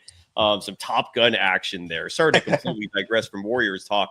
Finish up Yeah. your thoughts, Naveen. I apologize. Yeah, so I mean, obviously we will have our thoughts, but I 100% believe that they'll do some kind of patchwork off season. It I won't like be like, F2P, by the way, bringing up D'Anthony Melton as a possible player to come back. I agree. I loved him on this team. He would be, I think, an excellent piece if the price is right. We're going to spend a lot of time this offseason on next steps. I promise each and every one yeah, of you that. The show is going to get spicy in terms of what's next for the Warriors. But yeah, D'Anthony yeah, Melton was fantastic on this team. yeah, he was good. He was good. Yeah, but also if JK is playing, I want him to be not number two, number one option. Let Steph get his rest. I mean, he should be playing 30 minutes 30 minutes a game. He should be playing in the big games, not burning himself in the 80 games. And then we should not be, it should not be the case. Slide in, I want really, as I said, I want Draymond to be gone. So the drama will be little less. And I love then, how nonchalantly you said that. You're like, so I want Draymond gone, and just if he burns in hell and dies, it's okay. It's just no, I mean, another I love Draymond. I love Dre. See, I love the old guys, right? So I love Looney is a legend, but I want him gone. Looney Well, is he a probably Warriors is gone. legend. Looney's Yeah, probably gone. yeah, I We want probably GP just to be saw our gone. last game with with Kevon Looney wearing a Warriors uniform. That would be my Right. guess. Right. Somebody's going to offer him money, even if it's like $5 million. Someone's going to Yeah. offer him that, and that's going to be too steep of a price for the Warriors. I would guess. Yeah, he's a Warriors legend. He should be gone, and GP2 should be gone. Well, Like and that's another one that's probably gone. Yeah, GP2. God damn it. And those two names is really just pisses me off about Kerr, because if you had any sense, if Kerr was not rolling with his favorites and was rolling with the best players, and if he was serious about actually winning a championship this season, he would not have held on to Kevon Looney and GP2. That was a mistake to have two expiring deals, each player making $8 million. You could have merged those two, traded them for an asset making $16-20 million who could have contributed and been giving you points in a series like this. But instead, you listen to Steve Kerr. Steve Kerr didn't want Wiggins traded, and the Warriors were a game below 500 when that trade happened. Steve Kerr it's madness. It's madness. I'm fascinated to see what Joe Lacob does this year, because the Steve Kerr experiment started phenomenally 11 years ago, but it is not going well now. Yeah, but I strongly believe that Steph won't let him go. Again, sorry to disappoint you. No, but I know. don't think. Here's Yeah, another factor, though. Like, yeah. Again, Joe Lacob is I don't know how beholden he is to Steph, right? There's this rhetoric out there that what Steph wants, he gets, and he's worshipped in Chase Center, and a lot of that is true. But Joe Lacob is not someone who just bends over. And what I mean by that is, case in point, when Stephen Curry's contract extension, not the most recent one, the time before, when that was negotiated, Joe Lacob did not want to give him that extra fifth year. He was actually trying to negotiate the fifth season, and Stephen Curry's camp was like, either you give us that fifth year or we're out. And then Joe Lacob acquiesced. My point is, Joe Lacob He's a businessman. he has cojones, man. Like, he will make tough decisions. And I don't know if a 38-year-old Stephen Curry carries the same gravitas with these Golden State Warriors when it comes to personnel decisions that he did even 3 years ago. Meaning, if Stephen Curry says to Joe Lacob, I demand Steve Kerr stays, I don't know if Joe Lacob will just immediately just listen to him when he's looking at Steph for the reality that he is a 38-year-old whose body is going to start breaking down, and he cannot do this by himself. He can't. So, and Steve Kerr has shown that he is grossly incompetent when it comes to personnel decisions. So I don't know if Stephen Curry has that level of pull still. He might, probably does. But I also think there's a window of a possibility there that maybe Joe Lacob looks at Steph and goes, I remember you loved Mark Jackson too once upon a time, and you were upset at me when I fired him, but look how that turned out, and trust the system. So we'll see. Yeah, also I would like to put up another name who Lakers tried and didn't go well, right? Mark Williams, that guy from Charlotte. Oh, the Lakers blew that. Yeah. Yeah, I think we can get him from less. I mean, for the young guns which we have, I think we can get him for less. Get him. I mean, obviously, if we don't make a good splash, at the best, we would be at the mid of the pack again in the West. At least, Naveen, for the coming season. I want to get to everyone else. There's a lot of people who want their voices heard, and I'm trying to make everyone happy here. Have a great night, brother. Any final takes real fast? No. I really want Warriors to make a good splash. If not, again, the next year also will be the same fighting for the play-in spot, because everyone else are getting better. Yeah, you're absolutely right, man. You're absolutely right. And this season was a opportunity squandered, in my opinion. Naveen, have a great night joining us from Dallas, Texas. And I hope India, Pakistan, all kidding aside, do make peace, because those are two nuclear powers. I don't think any of us want two countries with nuclear weapons going to war. That the prospect of that sounds frightening. Let's get to a man with a great handle. Maybe it's a woman. I don't know for certain, but your handle is Free Us From Kerr. I think you meant Kerr. Great to potentially meet you if you're there. Hi. Yes. Hi. So the first thing that I wanted to say is the media is indeed low IQ. Last time that we had a show with Kruger and all those guys, they pissed me off because all they were saying was bullshit after bullshit, defending Kerr when we keep saying the same mistakes again and again, and they defend him. And you were supposed to be the dumb guy for calling them out. So that's the first thing I wanted to say. I love, just for the record, I love Larry and I go way back. I love him. We're close friends. It just that episode kind of look. People have been telling me for a long time, why do you keep doing these shows with Larry? And it's obvious Larry does not observe and research the Warriors the way like I do, or someone who covers basketball primarily does. And it ended up being a scenario where just doing on-air collabs together. It expired. It was a good run, but I love Larry personally, and that show was crazy. It happened between friends, especially in sports. That you have a fight, difference of opinions. Yeah, exactly. Our friendship is not going to end over Steve Kerr, but I think the dual streams have come to an end. Yeah. Go ahead. Sorry. But the thing with Kerr, the first thing that I wanted to say, his minutes are so damn stupid. Like the whole season, his rotation are wrong. Then at the end, in the Houston series, he gave a lot of minutes to Steph, too many, and I think that's what caused the injury. Same for Jimmy. And then we went to Game 7 when we had JK, and we just saw what he did. And I've been saying from the start that he should have played, and he should even start. Like, why is this guy on the bench? That makes no damn sense. And another thing is his small ball obsession is just killing us. And Draymond cannot guard anymore. He Not can, as good he, as it. God he damn can it, be a man. power Draymond forward, is- but he needs a good center, and he cannot Yeah, you're protect right. anymore. You're right. And he cannot protect us if we play GP2 pods You're right. And Buddy Hield. You're right. A couple people in the chat, by the way, are bringing up Chris Middleton as a potential target for the Golden State Warriors. I'm looking him up real fast in terms of his contract. Do you like the idea of Chris Middleton on the Warriors? No, I think he's too old and he got injured, and we don't need the old guys. The thing is, like the two timeline, people bash on Lake Hub. That's another point that I want to say. I don't, but yeah, a lot of people do. You're right. But it was a good plan. We saw It was an excellent plan. Yes. We saw it with the Spurs, what they did it with Kawhi, and if he didn't get injured and the relationship with Pop ended, it could have extended. But And kudos, by the way, to Ramona Shelburne, who was on this program about 6 weeks ago. And she is a journalist. She is fantastic at what she does. I don't know if you read her recent piece or followed the story, but she basically exposed some locker room friction with the Denver Nuggets, and more specifically Russell Westbrook, who seems to look. Russell Westbrook is a very polarizing player. The energy, obviously, you love that if he's on your team, but he does things that also undoubtedly frustrate coaches, players, fan bases.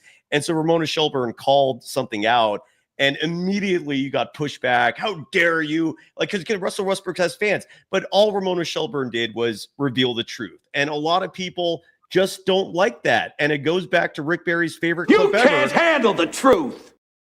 That's people true. Can't. Some people just can't. Go ahead. So Sorry.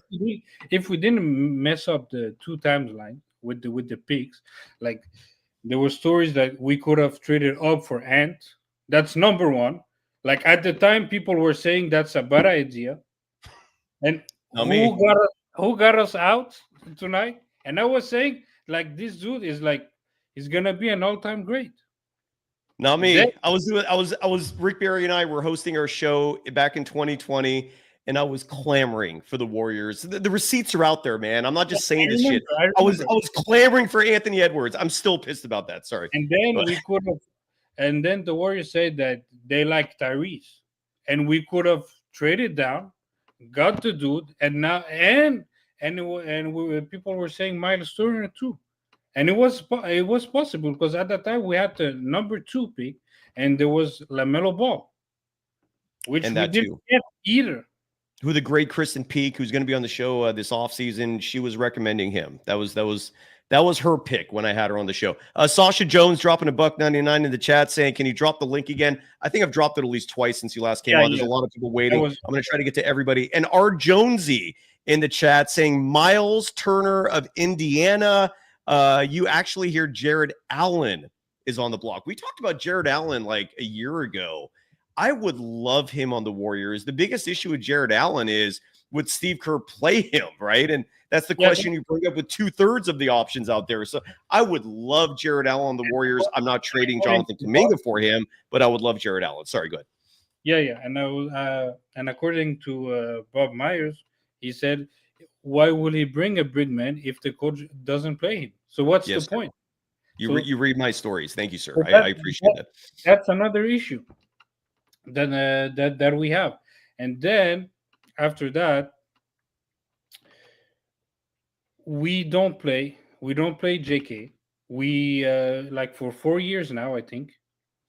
He's out of the rotation, and we keep telling him, stay ready. Wait on the opportunity. And people complain he's not consistent. He never got consistent minutes. He never got never. You know how Moses Moody feels about being told stay ready? I mean, it sucks. And that, by the way, that's literally, that's actually a completely true clip. Reacting to that question. But there's I love that clip. I can't believe we're still playing it all these years later. Go ahead. Sorry. But there's a difference between Moody, Looney, and GP2. They can take it and be happy about it. But JK is not happy about it. And people were bashing on JK for like complaining to the media for not being happy about it. But that's the mindset that you need to be great. That's why he's going to be an all-star. And that's why he deserves his money. And that's why the last 2 games, or since Steph got hurt, that's why he was our best player. Yeah. Because he got that dog mentality. I want to get, there's a lot of people waiting. Any final thoughts? For final thoughts, that we have to keep JK, and Kerr just has to go, because we cannot tell him like play JK, like start him. He won't do it, and at the end you're gonna ruin his career, and we're gonna go nowhere. And if they do nothing, I think it's maybe time to trade Steph away and get a bunch of pick and put him somewhere else where he can get his 5th and maybe 6th. That's it. That's a bold take to finish up. I love the handle. Free us from Kerr. Where are you in the world? I'm in Montreal. Oh, so that's where the accent is. A little French, huh? Yeah, exactly. Parlez-vous français? Oui, oui. Oui, oui. So I took French in high school. So je ne parle pas français bien. That means I don't speak French well, correct? Yeah. Okay, that's all I know. You were fantastic. I hope Montreal is treating you well. I hear it's a beautiful city. Join us again soon, okay? Yeah. No worries. Have a good night.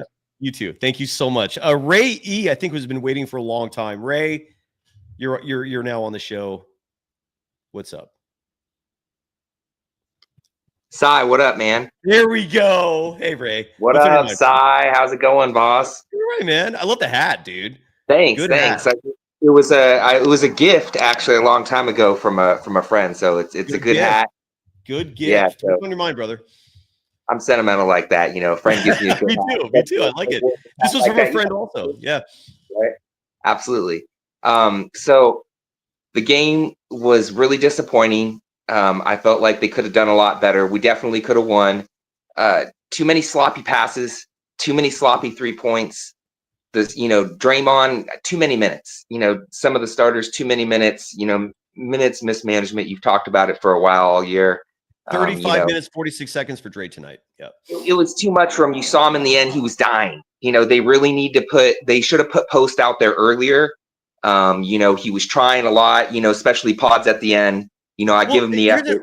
Ray, here's another question, if you don't mind answering on behalf of everyone or just no one. I mean, good, but this is a question running through my mind. What is the point in starting Trayce Jackson-Davis if all you're going to do is play him for those first 2-3 minutes and then we never see him again? Like Trayce Jackson-Davis played 6 minutes, 41 seconds. Why is he even playing? Why is he even starting? What the hell is the point of that? You're right, man. Jimmy Butler played 41 minutes, 54 seconds. He's exhausted, burned out. Draymond Green, you're right, played too much, 35 minutes, 46 seconds. Why was Trayce if Trayce Jackson-Davis isn't good enough to play, why start him? And if he's good enough to start, why are you starting him and then never playing him again? Just makes no sense. Sorry, continue. I think to answer your question, I mean, and this is just a guess with the Trace thing, I think that, and I think this is kind of something that's it's a cross thing I think the Niners have in common with their coaching as well. I think that there's politics within the coaching system and within who does what. And I feel like, and not just the coach, but the players. So like, they had a while back, Draymond was talking about, Trace giving up his seat, for someone and doing, they earned some of the respect. People weren't stepping up. And so they said, give Trace, a chance. And so he played, here and there. Okay. I feel like Kerr just kind of didn't know what to do and just threw him out there with the vets because he wanted to, change a pace. But I really feel like they should have put Spencer and Post to start with the other starters, the other two to start, because distributes good, has good defense. Jimmy needed to take more shots. Jimmy, I know is a good distributor, but they really needed him to take more shots. Draymond should not have been taking 3-point shots. A lot of them should not have. I mean, Pods missed a lot of threes. I mean, he made a decent amount, but I mean, especially in the beginning, a lot of people missed a lot of threes. They should have just played good D, hit the 2 points, drive the basket, because that's when they were coming back. Each time when they came back, it was them driving to the basket, get the 2 points, play solid D, and they could have came back, but they were doing these 3 points out of nowhere that had no business doing. You're absolutely right. And the 3-point shooting killed the Warriors. They finished tonight's game 11 of 39 shooting from deep. That's only 28.2% of your shots going in from deep. Unacceptable. No bueno there. Meanwhile, Minnesota hitting 41.9% of their threes, 13 of 31. Ray, what is your thoughts on this? Because Kurt Porter in the chat brought up a name that I love. And this might be a little polarizing. I guarantee this is not going to get universal approval in terms of a player the Warriors could target this offseason. But Alex Sarr of the Wizards is going to be a baller in this game. I love this guy. He was the number 2 pick in last year's draft. I actually would not hate the idea of trading Kuminga for him if that's an option. Alex Sarr is real. And if that, do you know anything about him, Ray? What are your thoughts? I don't really know too much about him. Do you know his size by any chance? 6'11". He's about 6'11", 7 feet. He's in that range. I think they need a little bit more of a big.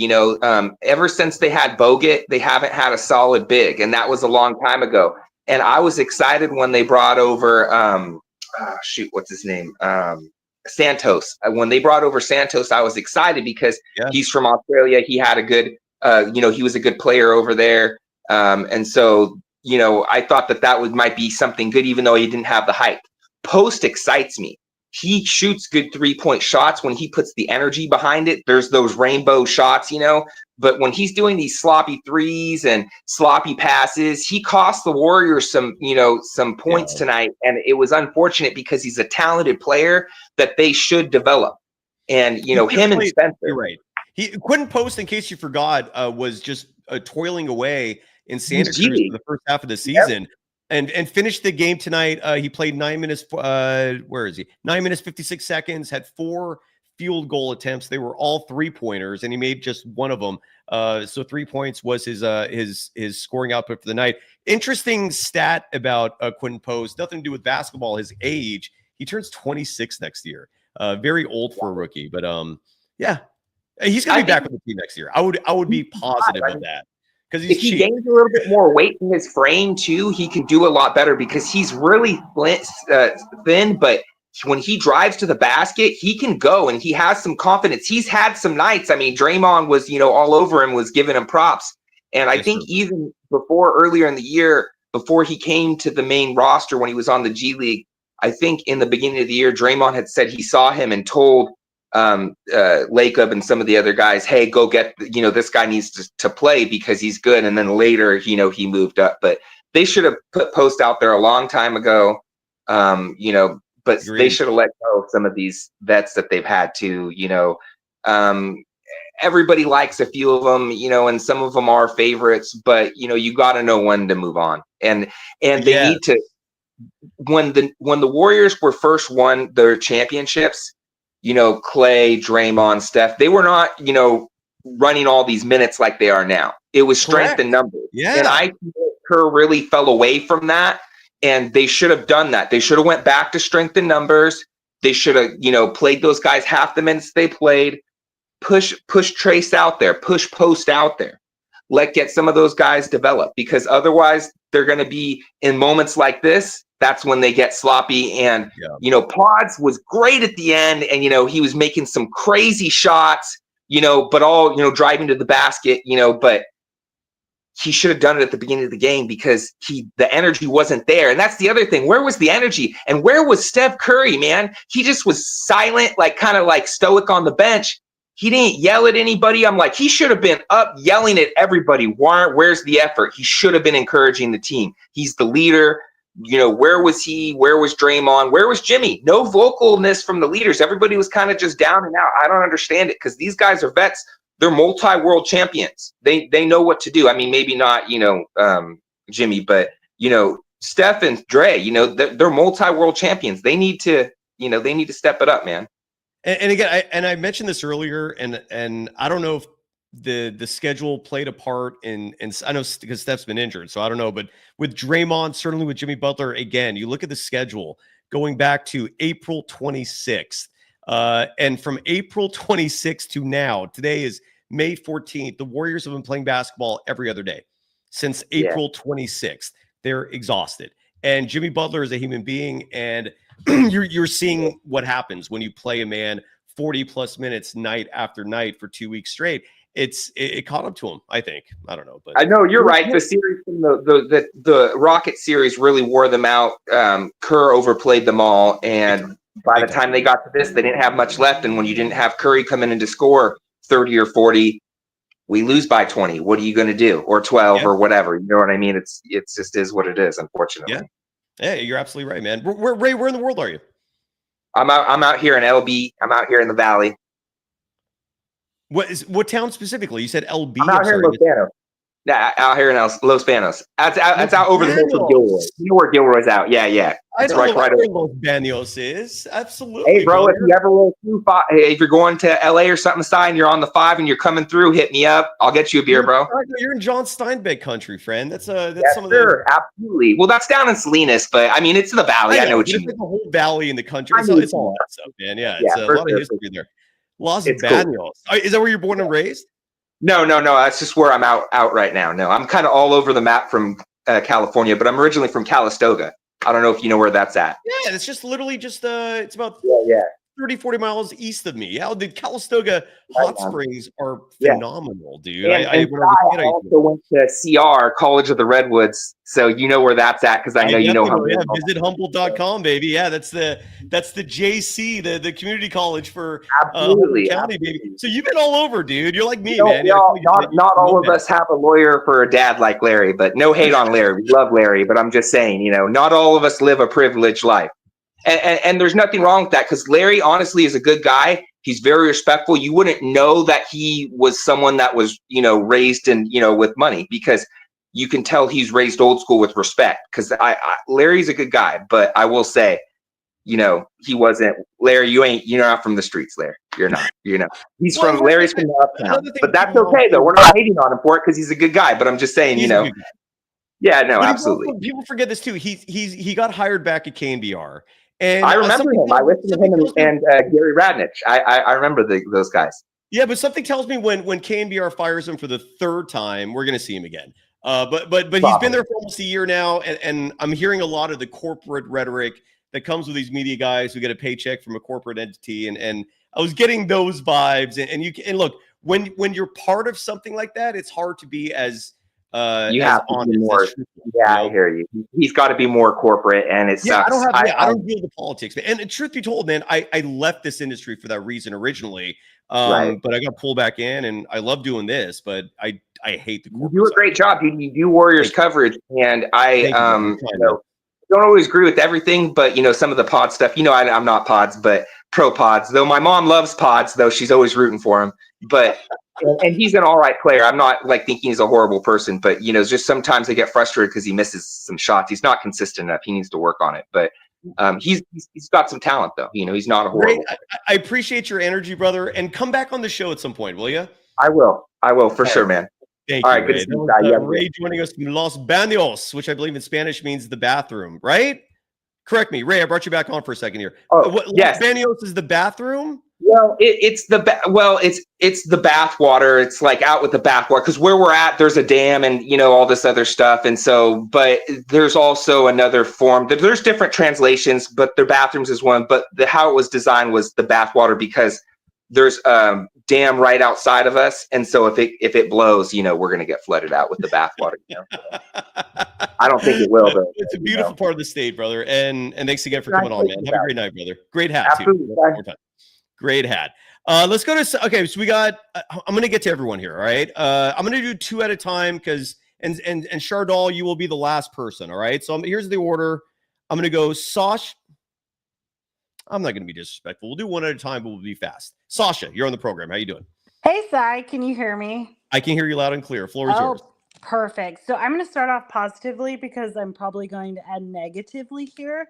But, we're asking a Steph Curry built offense to win a second round series, playoff series without Stephen Curry. So I guess we got to tip our hats off to these guys a little bit. I think if you played these same guys and add Steph Curry, I think they win the series. But that's neither here or there. No, I think you're right. No, Sasha, you're right. If Stephen Curry was healthy, I think they would have won this series. It's unfortunate. I agree. The only somewhat compliment side that I'm going to give Steve Kerr is I have the Celtics-Knicks game in the background here, and I know what I'm getting off the bench from Peyton Pritchard, Deuce McBride, even Naz Reid. You don't know what you're getting off the bench from QP, Moody, Pat Spencer from a night-to-night basis, and that's tough to coach. That could be blamed on Kerr, should have played them more during the season. But that's tough to coach. So I'll give that to Kerr, that he doesn't have the bench that he can depend on night to night. Now that's I'm ready fair.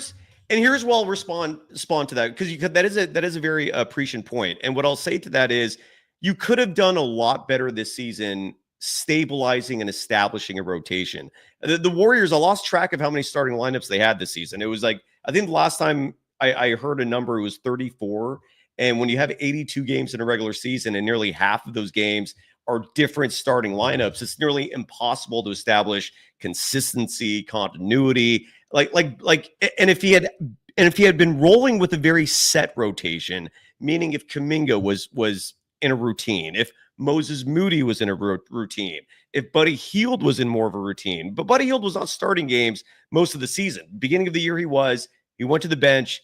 Then he was a bench player all the way until recently. So Quinn Post wasn't even playing the first half of the season. Pat Spencer was a two-way player until the very end of the season. He could have. Guy Santos is another one. Steve Kerr was singing his praises 3 months ago, saying, I like this guy. We have to play him. And then you get DNPs from him right after that. There was no consistency. Ramona Shelburne, I thought, nailed it best when she came on this program because she's been doing a phenomenal job reporting on the Warriors, covering them as a journalist, right, as a truth seeker. And she laid it out very simply. Role players and young players are never going to develop if they're not given consistent minutes, if they're not given some reassurance that if you go out there tonight and you're 0 of 5 shooting from deep, that you're not going to get penalized for that. Or if you commit a turnover, that you're not going to be penalized for that. And unfortunately, the vast majority of the Warriors players on this team who are not named Jimmy Butler, Stephen Curry, and Draymond Green, and Brandon Pajemski earned this, if earned is the right word, but he was certainly handed this privilege later in the season. But if you don't know if you're going to play after making a mistake, that's going to be in your head. And unfortunately, Kerr treated all of his players like this season. And I'm not surprised that we saw this now, because if you don't establish consistency, you're not going to get consistency. But anyway, Sasha, I'm sorry. Talk about that. No, 100%. I agree with you, Cy. And this was going to be my last point, but I'll bring it up now since you brought that up. Did you hear the Steve Kerr interview on 95.7 The Game yesterday? I'm highly paraphrasing here, but the question at a high level was, hey, why are you playing Brandon Pajemski? I heard the answer. Tell everyone else, though. Tell everyone else what he said. Even though he's stinky, he was like, oh, he's getting playoff experience. We love it. Well, where the heck was this 2 years ago when you were playing Anthony Lamb and Ty Jerome instead of Kuminga and Moody? Like, when you could have developed them, and you could have been significant role players and consistent role players all year long and in this playoff series for you. So That frustrates me. I agree with you. I'm ready to talk off season a little bit at a high level. Go for it. Um, I am not a Kerr stan or Kerr hater. I fall in the middle, but we're watching this modern day NBA. Kerr is not the right coach to lead a team successfully. Steph Curry needs to be married up with a ton of young guys in order to win. We're seeing these old veteran teams get knocked off left and right. And Yeah. Kerr is just not a player development coach. We need a new coach in order to be able to lead Steph Curry to hopefully a 5th ring. So he's got to go. We've only seen the lineup of Kuminga, Draymond, Steph, Pods, and Dre for 13 minutes this year. Not saying that it wouldn't work, not saying they haven't figured it out, but this offseason, I want to keep Kuminga. I want to see Steph, Kuminga, and Jimmy work this summer and figure it out. Not saying they can't, but they just haven't had enough time. Figure it out. You're my 3 best guys. You're starting. Figure it out. You guys are my guy. I'm glad Pajemski got a redemption game tonight, but you're relegated to the bench. You're going to be the 6th or the 7th man off the bench. You're going to figure out how to be a playmaker, and you're going to lead my second unit. You'll have a few minutes with Curry. That's fine, but you're going to be my backup point guard. That's what you're going to be relegated to. Lastly, as much You're as making too much sense. You're making way too much sense here, but continue on. Lastly, as much as I am lusting for a Giannis, Jimmy, Steph Curry, healthy team together, I don't think the risk is worth the reward. All 3 of them are injury prone, to be honest. And correct me if I'm wrong, Sai. I think the Bucks do not have a 1st round pick for the next 5 years. They traded those away, correct? For Yeah. Damian Lillard, I believe. So even if the Warriors had enough to go get him, I don't think it's worth risking your future. And even if they did, I don't think the risk is worth the reward. I think it's regardless of whatever team Giannis gets on, there's probably going to be a 3rd team involved. I wouldn't mind the Warriors being a benefactor of that in potentially getting a center. If they could, I'd be totally into trading Draymond. If you could Any get names a out there center. that come to mind? Oh, I'd love Miles Turner, but I don't think that's going to happen. I don't think so. Someone said this in the chat, Sai, and this is going to be controversial. They didn't say trade this player for this one. I wouldn't mind Sabonis for Draymond. DeMontis Sabonis. Sign me up. It's going to be a very high price tag. I honestly don't think Draymond would be enough, but I love the name. I don't mean to stop you. You're on a roll. Or Draymond with, I don't know, whatever. But I'd be willing to give a Draymond for a valuable center without Steve Kerr, because we all know Steve Kerr is not going to play a center. How do you know so much about hoops? Like you blew me, and I feel like a lot of audience members away. What's your background? Oh, great. I've been wanting to get on the call here, Sai. I'm a longtime listener, first time on the live. I'm from the Bay Area originally. I've lived in Seattle for almost the last 10 years, but from the Bay Area, born and raised my whole life. But you're joining us right now from Seattle. Correct. What part of Seattle? My family owned a home in the Fremont district for like 20 years. Oh, okay. I'm in the Central District, Leschi. I don't know if that. Yeah, no, I know. Yeah, I know well. Mount Baker. So kind Where of in the like Bay Area are you southeast. from? Fremont.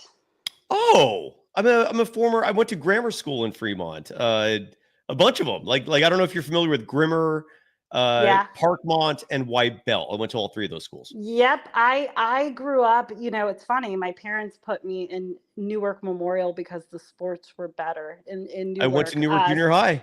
So I went to Newark Junior High, Graham Elementary, and to Newark Memorial, but lived in Fremont. Stuff. Yeah. Oh, good stuff. You got to find me on social media. It's been great having me, Sai. I really appreciate it. Yeah, of course. No, Sasha, if you're going to come in here rolling with intelligence and a sharp, quick take like that, bravo, man. You are welcome back anytime. Anything you want to promote before we go? I feel like you're a guest. You nailed it. No, I'll definitely join in the future, but sad to see the Warriors, lose this season. I guess if we're gonna lose this series, at least we're not fully healthy. Without Steph, I would have been sad to see us go down with Steph. So it is what it is. Would have loved to see Jonathan Kuminga. I think game 3 was a missed opportunity. 100%. Huge. Pods and Dre. I think that was your opportunity to get one and make it to a game 6 to potentially get Steph back. But, you know, it would have been nice to see Kuminga and Butler put one away to get Steph back in a game 6. If Scott Foster trips, falls, and his 2 front teeth are knocked out, I will not shed a tear. Scott Foster is such a piece of crap. I hate what he did. I'm officially thinking Scott Foster, the NBA, Adam Silver's calling him right now and saying, I need a Knicks Wolves finals. So Scott, we're gonna put you on some important games to make sure that happens. We need to see a Julius Randolph standoff. Our audience is 90% male, Sasha. Do you want to leave by letting people know what your social media handle is, or do you prefer privacy? Oh, I'm private for now, Cy, but maybe in the future I will have a handle to talk NBA. You killed it. You nailed it, Sasha. Bravo. I'll leave it at that. All right. Have a great night, Cy. Thanks for having me. You too. No, thanks for pleasure was all mine and the audience's. You killed it. Let's go to that was a legitimately solid caller there. Ken Kino 707. Do I have that right? Ken 007? Kino 707. Kino 707. Where in the 707 are you, brother? I'm from Fairfield, but I'm in Minnesota. So what's on your mind, man? Welcome. Yeah, I talked to you before. I was trying to tell you that Steve Kerr sabotaging the chef, man. He did sound like a defeated person at that press conference. Would you agree with that? Yeah, I mean, look, I'm gonna try to explain this, man, without just sounding like a tinfoil type of guy. But you sound good so far, man. Keep it going. Yeah. See, Steph was not supposed to win that last chip. He stole that, and they let Kerr know. Clutch put Draymond on notice. Don't let him do it again. And they've been making sure he ain't gonna ever do it again ever since then. That's why he socked Jordan Poole so they wouldn't repeat. It was a clean repeat. You know that. You know that side. You know they was gonna repeat. He socked Jordan Poole, got him out of there. Yeah. Now you know, side. You know when Clay was there. You know when Jordan Poole and Clay was there. Clay was better off the bench. Jordan Poole was better starting. Steve played them in reverse. He don't want nobody around Steph to score. Correct. Kerr is like, it's fine if Steph get his, because he cool with his legacy of scoring, but as far as winning chips, he don't want nobody around him to score. Everybody that ever scored around Steph, he gonna sit them down every time. There's no way to explain it. Did you see that story today from The Ringer about how Kerr supposedly benched or DNP'd Kuminga because of that exact reason? Right. Crazy. I didn't see it, but I'm just saying it's plain to see that the man does not want anybody to score except for Steph on this team. You notice Jimmy is just how he get the name Jimmy Buckets, and he get over here, and all of a sudden he's this passive guy. Like where the name Jimmy Buckets come from? This is Kerr stopped this man from scoring. I'm telling you, he sabotaged this season like the last one and the one before that. And he been getting rewarded ever since. How he the highest paid coach and he can't even get a play-in coach getting toasted in the play-ins every year.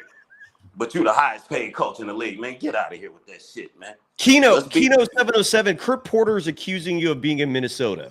Your thoughts? Say that again. Kurt Porter in our chat is asking me to end the call with you because you're in Minnesota. What that mean? I don't know. I said I'm in Minnesota, but I'm from the Bay Area though. And That's what he wrote.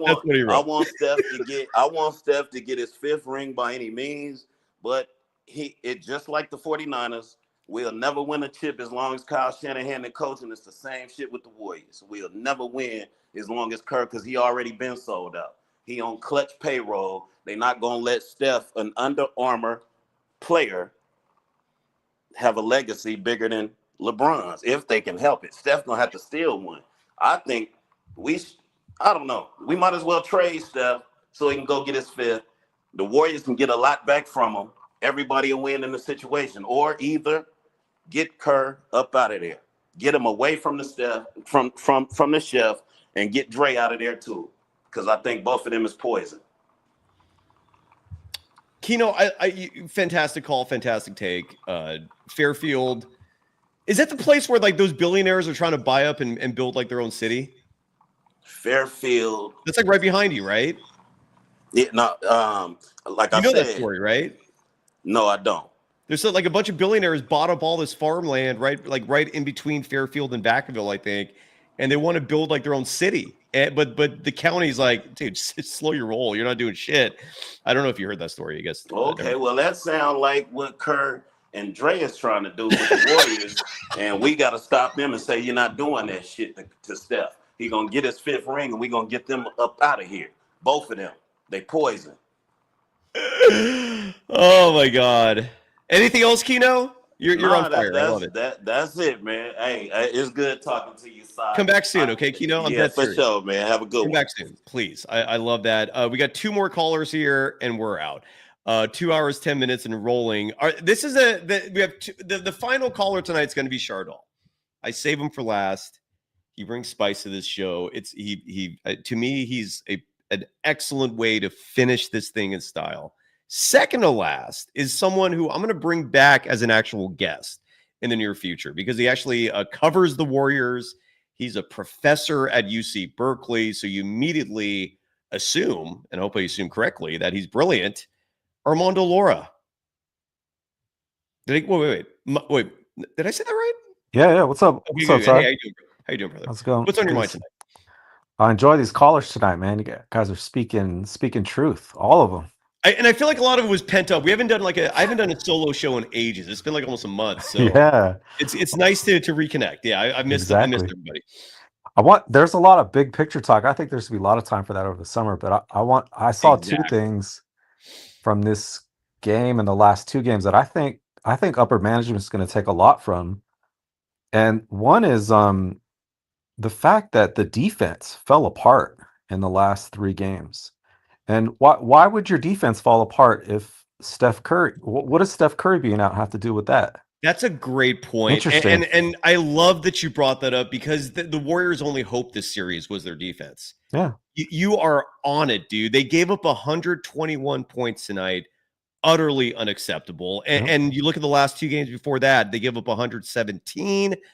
Game 3, they did okay. They give up 102, but then game 2, they give up 117.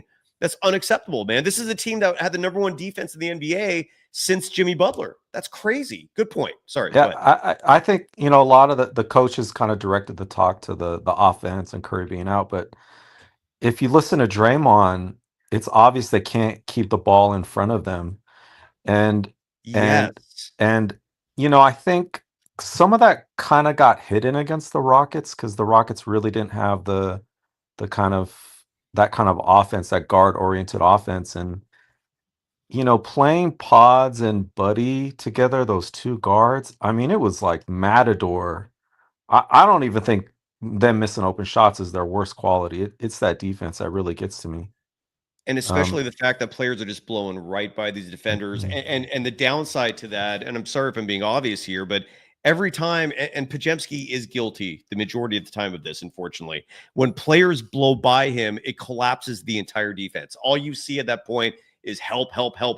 And that's where all those open threes are coming from because teams are reacting to that help by going pass, 4th pass, wide open dude. And they're draining buckets left and right, man. And Minnesota dropped tonight in this game 41.9% of the threes. I don't have the rest of the numbers in front of me, but something tells me it was a similar clip. You're totally on it, man. Armando, do you mind if we bring on someone else real fast? Sure. While you're here too? Yep. Dazer, if you don't mind being on with Armando and I, just for time-saving purposes. Yeah. Welcome to the show. Yeah, that's good. Cool. What's up, Dazer? Continue. All right, I'll be brief. I was gonna put in another sly Podemski comment. No, I'll hold it back. I was gonna he was gonna talk and then I would continue I was gonna let y'all talk and I was just gonna build off that. So you know what I'm saying? I was just gonna The other thing I noticed, and Okay, I'll bring you right back on, Dazer. Okay, go ahead. the other thing I noticed that they could take away from the series, even though Steph was out, was what the defense did to Jimmy Butler. Like, he was killing it for that time he came here. And I kind of thought going playoff defense would ramp it up by one, doing what you always do to Jimmy Butler, was just sticking a bigger guy on him and not double him. And that's what the Timberwolves did. They basically crowded out our 3-point shooters and just made him go one-on-one and dared him to score 40. And there's like he was sick, and there's kind of these things floating out there. We're kind of scared we signed a $50 million player that can't, get it in. But I do think that's going to be on the radar this summer. So I'm looking at those two things, regardless of if they get this coach out of here or not. Like, you got two guards that can't play D that your coach is playing all the time, and you got a $55 million player that can't get it in when the defense plays him correctly, which is what happens in the playoffs. So I'm curious how that's going to play out. Do you think, though, I brought this up a couple times earlier in the show, Armando, I don't know if you heard it, but the fact that the Warriors have been playing so much basketball lately, dude. Like, if you look at the calendar, they played game 2 of the Warriors-Rockets series on April 23rd, Wednesday, April 23rd. They lost game 2. They had 2 days off in between games 2 and 3. And from April 26th to today, they never had more than 1 day off. They played game 7 in Houston, then flew right from there straight to Minnesota and just resumed the series that Minnesota was able to rest for 5 days beforehand. And my whole point to all this is when players are exhausted, the first thing that goes is their shot. When shots aren't going in for players that normally are elite scorers, 9 times out of 10, exhaustion is the variable that comes into play. And I feel like that's exactly what happened here. And you could definitely point a finger to the rotations in the previous round that resulted in all these excess minutes. I thought Sasha was brilliant tonight, bringing up the fact that what happened to the bench? What happened to strength in numbers? What happened to relying like 10, 11 years ago, Steph was not playing 40 plus minutes a night. Kerr was relying on the bench. He stopped doing that, man. And this is what happens. I think. Yeah. I don't know. What do you think? It's going to be tricky. Like, is it the minutes that you put on him, but you kind of need another player to carry that load if he's not playing those minutes, but he's got the $60 million contract? That's kind of a tricky needle to thread. And I don't think anything. I think Sasha said, or someone said, no one's off the table here, or it was a caller. Someone said that, and I agree too, except for Steph. The Pakistani India caller. Dude, we covered the globe tonight, man. I love it. Everywhere. Anyways, we had Montreal. We had some just French. A lot of stuff's going to be coming out this next week about ignore anything from the series because Steph was out. Like, that's going to be coming from the coach and staff, and that's not true at all. Like, the GMs and the agents are not. They know they take a lot from this series. So I just wanted to throw that out there. I am fascinated to see what happens this offseason. I will say this, man. If Steve Kerr's job security has never been more precarious than right now. I think the Mike Malone and the Taylor Jenkins firings, totally folks agree. Like me, and I don't want to speak on your behalf, but for folks like me who want change at the top, that was some great news because it was revealing to an owner of an NBA team. Oh, I can do this, and the world will not end, and public backlash will not come back and bite me in the ass. I can fire these people, and the world keeps turning. So God is I'm bled. more hopeful. I'll leave it at that. God has been showed to bleed. That's what my buddy said today. We're going to bring you back on for a full show this offseason, numerous times maybe. Armando, do you want to promote anything before you go? Because I know you sometimes produce content covering the Warriors. Yeah, I'm on me and my cousins. We publish a Substack called Milan Talk Hoops, Millan. We love just talking shit on there, getting drunk and talking shit. So Milan Talk Hoops. You and your cousins are hilarious. Great chemistry there. I'm going to bring you back on soon, Armando. If you'll come, if you're interested. I'd love to have you. So, all right, man. Is the semester over? Are you breathing yet, or are you in my boat where I have like 500 papers to grade realistically? Damn. I'm on sabbatical this year, thank God. So I'm not dealing with any of that. Bravo. All Yep, right, yep. dude. Well, Just happy this crazy Warrior season's over. To be honest, this was actually great. This was breathe. exhausting. This was exhausting. Yeah. All right, brother. All right, Let's Si. Talk to you have a later. great night, Armando. Let's get Dazer and then Chardal is how we'll end the show. Dazer, the floor is all yours. I will shut the F up. Well, that's good. Very interesting game. Just disappointing in Jimmy Butler, honestly. If we really just got a better game from him, we could have won this. And just Paul's amazing. Like everything I expected from him, he did. And he was really just amazing. And Kuminga too. And the offense changed. They weren't using the Steph offense that Kerr implements and stuff. And they changed it up. And it just showed like our young guys are really good. Like Kuminga, like I never thought he was bad. He was amazing. Pods, he actually played really good. 28 points. I mean, like it was amazing. Kuminga, 26 points. Like it really showed that like the Steph offense kind of limits. Keep going. You're good. You're good. Keep going. My bad. Yeah, the Steph offense, it kind of limits. I don't know how to explain it. Like it's amazing. It creates like it requires spacing and it makes other players good, like posts and stuff, and it makes like role players like amazing. But like for like that third star like Kuminga and stuff like and Paul like I don't know, like it really hasn't really like helped them a lot. So I don't know if that's true. And I'm going to bring up a stat. If I can find this stat tonight, I know I retweeted it. Let me see if I can find it. There's a stat that someone pulled out about that kind of dispelled the myth that for whatever reason some people like to perpetuate, which is that Stephen Curry's production goes down when Kuminga comes on the floor. And which is just not true. So you're sitting here telling me that the rest of the bench thrives when Steph plays because of the spacing, but no, I'm not saying like for a except third Kuminga. star. I'm saying like for a third star, for like Kuminga type of player. Like it like okay, my point is the main problem is Draymond. That's the problem right here. He's the problem right here. That's At this point, it's starting to become he's glaring. the problem. Like I like Kuminga. Like I'm not a Kuminga hater, but like the post needs to fit, and you need to take Draymond out. Yeah. No, that's So, the Warriors have very, very huge questions to answer this offseason. I'm fascinated to see what comes of this, but yeah, because it's either you choose Draymond, Kuminga, or Kerr. So you have to choose one person because you might have to bench Draymond honestly because you might be right. He messes up the spacing, and sometimes they even take away his playmaking on offense. But his defense is amazing too because he anchors us to top 10 defense usually, like yearly. So, but I don't know to be honest. But yeah, I hear you, man. And then I hear you, man. It's the Draymond was a massive letdown this series, and if in case you're going, well, why do you say that? Look no further than Julius Randle, dude. Julius Randle ate up the Warriors this series. He was unstoppable, dude. Like if you got in front of him and prevented him from crashing the paint, he just stepped back and drop a three.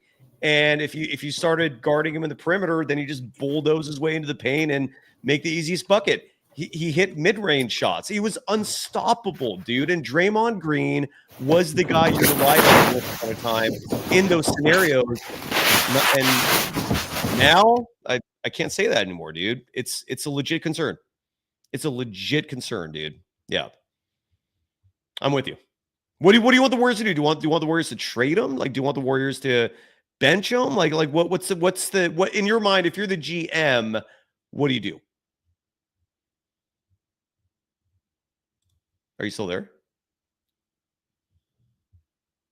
He's still there, but I think he went quiet on me. All right.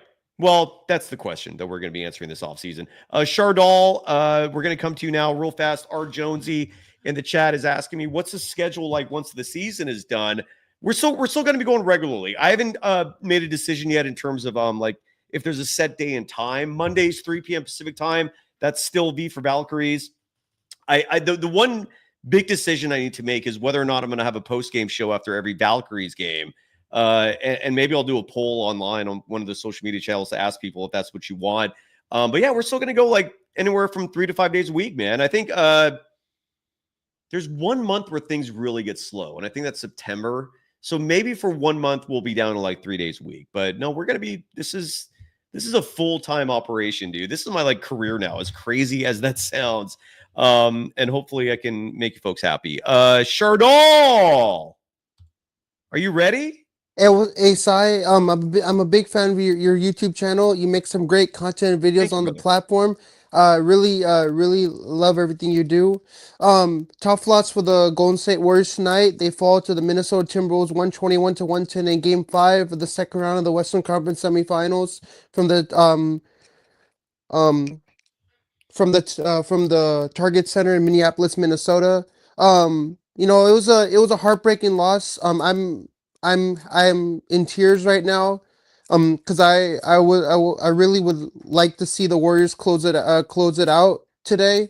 I mean, get the win today, and then force a Game 6. But unfortunately, they didn't do that tonight, which was heartbreaking. Hold on. I forgot to play the music for you, brother. Hey, we've got to get the feeding the ducks here. Okay, go ahead. Now we got music. Go ahead. Hey, Sai, I'm a big fan of your YouTube channel. I love all your content and videos on the platform. Thank you. Tough loss for the Warriors tonight. They fall 121-110 to the Timberwolves in Game 5 of the second round of the Western Conference Semis. You know, it was a heartbreaking loss. You know, we can run it back next year. We always have next year to make magic happen next year. What do you, Chardol? You're a bigger Steve Kerr fan than most of the people in the audience. Do you think Kerr should come back next year? I love Steve Kerr. I think he should come back. He's a great head coach. I don't know why people are hating on him so much, saying that all the players they put in the starting lineup are absolutely trash and garbage, and what he's done is just. I don't agree with that. I don't agree with what people say. Chardol, at a bare minimum, I think that you could simplify the criticism to this, man. He had a prized rookie in Jonathan Kuminga that 4 years later, clearly he has done an awful job with. Like, do you support his treatment of Kuminga? I don't support his treatment of Kuminga. Like, Kuminga should be treated much more better, and he should start Kuminga more often. But I don't know why he isn't starting Kuminga more often. I mean, he's a young upcoming talent. They need to start Kuminga more, and I don't know why Kerr isn't starting him more than often in the starting lineup. Or Moody, right? Moses Moody's another player that I feel like has been a little ripped off. Anyways, how about the Niners? The schedule came out today. I know you love the Niners more than the Warriors. How do you like the Niners schedule? I'm so excited for the Niners schedule. It came out today. There's so many great teams that the Niners are facing. They opened the preseason schedule. They faced the Denver Broncos in the preseason, and then they open up the season on September 7th. I believe they play the Arizona Cardinals to open up the season. So yeah, they're just the Niners are a great team, and I'm so excited for the schedule that got out today. Now we know that the teams that the Niners are going to be playing, the dates that the Niners are going to be playing on. So that's really cool. I'm really excited about that. I'm planning to go out to Levi's Stadium for a Niner game the upcoming season. Which game are you going to? I'm probably gonna go to the Atlanta Falcons and 49ers game. Cause my roommate is on the team. Your roommate? His name is Nick Nash. He was my roommate. He's a wide receiver on the Falcons. Congratulations. How did you? And he's my roommate. I roomed with him. The whole San Jose State football team. I dorm with the whole team. There you and go. I really want to go to the Falcons and Niners game so I can give him my love. Because I room with him. So I want him to turn back and say hi to me because he was my roommate in college. Chardol, what are your thoughts? Kev F brought up. I touched on this at the very beginning of the show, and as we wrap it up, 2.5 hours later, goddamn. I want to close with this as well because it's great news. Sophia Jones and Kevin Dana.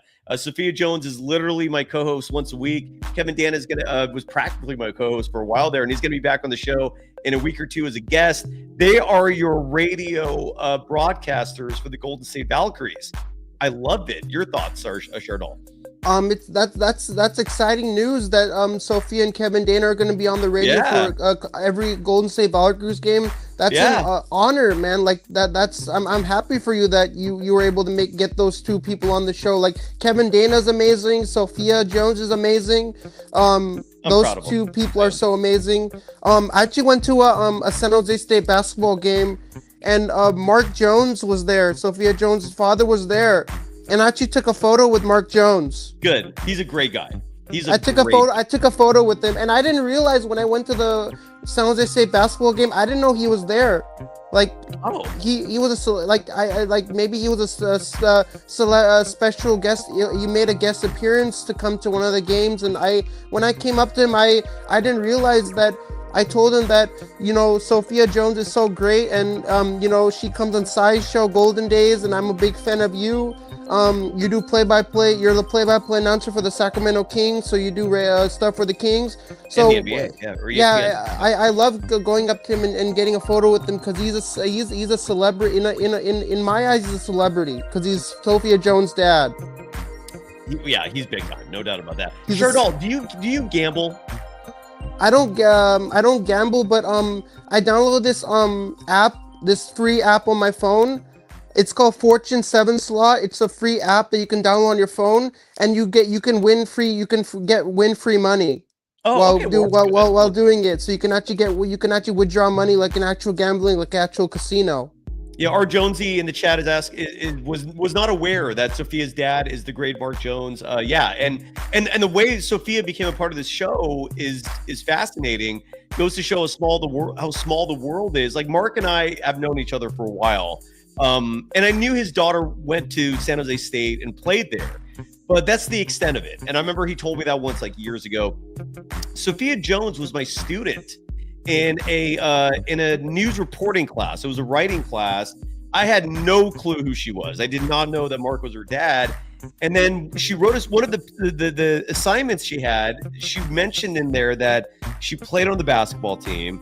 And so we started talking hoops. And then it slowly came out that who her dad was. And I was like, oh, I know your dad. And then the rest is history. And then and she's a perfect example of going and chasing your dreams, meaning like it's easy to point a finger at her and thinking nepotism, right? Because that permeates every aspect of our professional and personal lives, I feel like, in this modern world we live in. But Sophia, like for example, the Valkyries job, no one came to her to get the job. She literally, the moment she learned that the Valkyries just existed, one of the first things she did was reach out to the Valkyries, literally calling their headquarters, just like the number you see on Google Maps, right? And just started expressing interest and started selling herself and just kept calling and contacting until she got connected to the right person, and then told that person, I want to work for the Valkyries. And she wasn't specific about the role. And then but she got the job. Congratulations to her. She also became my co-host for the same reason. She expressed interest. She was like, I really want to get into podcasting. If you have any opportunities, let me know. And so I would bring her on as a guest every once in a while back on the old show, and she was amazing at it. And so as a diehard Warriors fan, I have to give kudos to the Timberwolves. I mean, they played a great game. I mean, this was a great series first and most. This was a very entertaining series between the Timberwolves and the Warriors. The Timberwolves move on to the Western Conference Finals and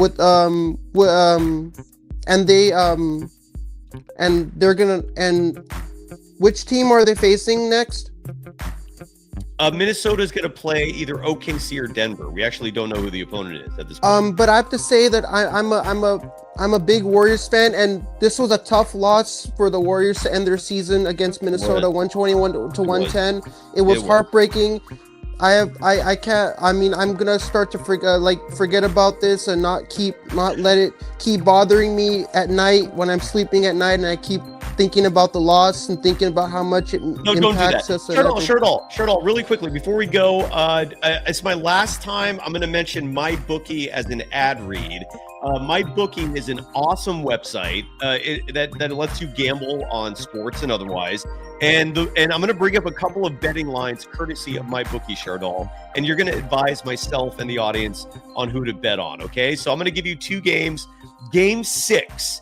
of OKC and Denver. It's in the Mile High City. They're playing at the is it the Pepsi Center? I forgot the name of the arena. Oh, Ball Arena, I think.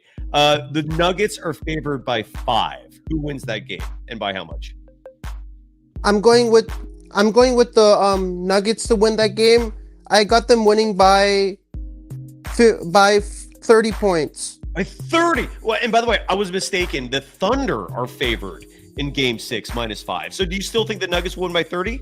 I'm going with the Nuggets beating the Thunder by 30. All right, by 30. In that case, I would recommend you bet the money line on the Denver Nuggets, the plus 161, and then Game 6 between the Celtics and the Knicks. The Celtics are still alive in that series. Game 6, Chardal, the line is really small for this one. Like the bookies think that the Celtics might push this series to 7 games. New York is only favored by 2 in Game 6 at Madison Square Garden. Chardal, what happens between the Knicks and the Celtics? I'm going with the Celtics beating the Knicks by 20. Wow. Okay, so you think there's going to be Game 7? There's going to be Game 7 between the Knicks and the Celtics. All right, then I would advise folks to bet on the Celtics money line, which is a plus 106. And if you use the promo code with MyBookie MM50, M as in Mary 50, you will get a 50% welcome bonus. Meaning if you put down 100, they'll give you 50 on top of that and so forth. Bet anything, anytime, anywhere, only with MyBookie. Chardal, you are a phenomenal human being. Overall, this was a tough loss for the Warriors. Heartbreaking loss, dejecting loss.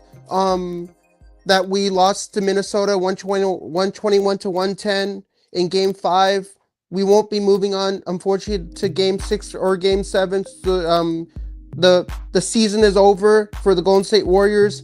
I want to thank Dub Nation for all their support throughout the season, coming out to all the games, showing the love and support to the players. It means a lot to me that everybody support this team, no matter where you're watching this game from. Either you're watching this game from the arena or from your couch in your home. Wherever you're watching the game, I really appreciate that everybody is supporting this team through the ups and downs, through the highs and the lows. This is a great, very resilient basketball team. And they're gonna run it back next year. They're gonna make magic happen next year.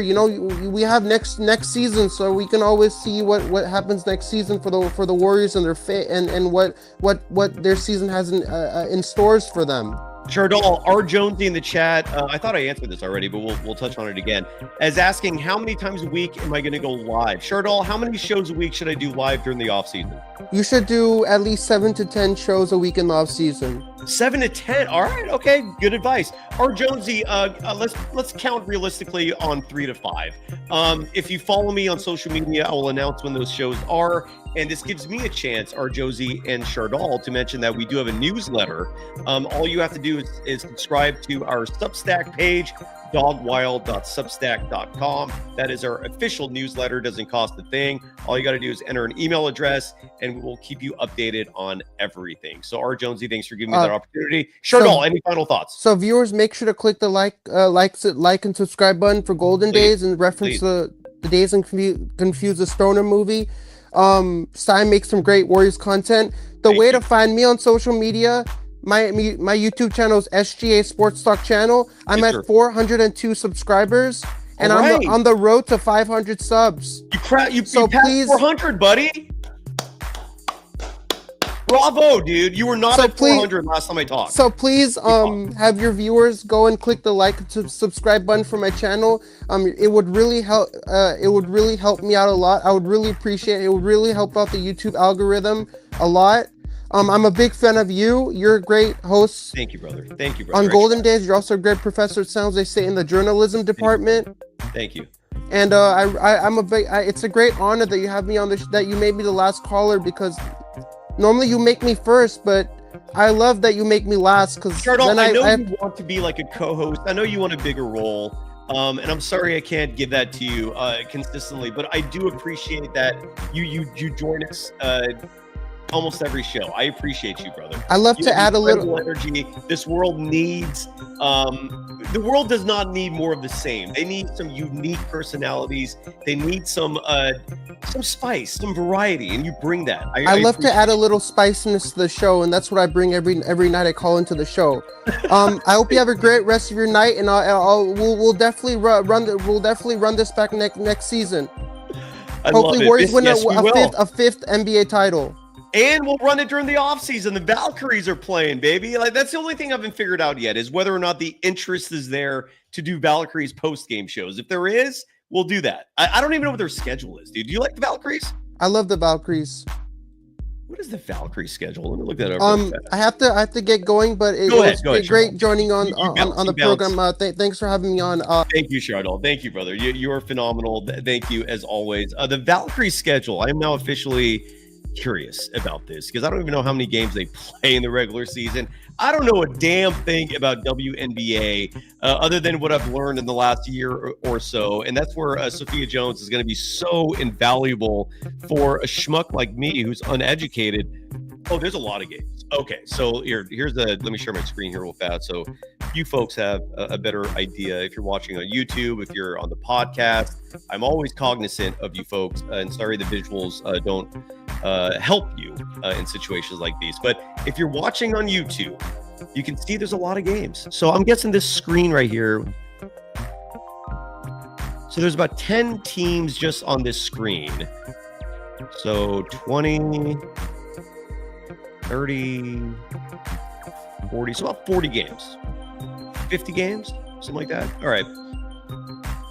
We'll see. We'll see if post game is going to be a part of the itinerary for Golden Days.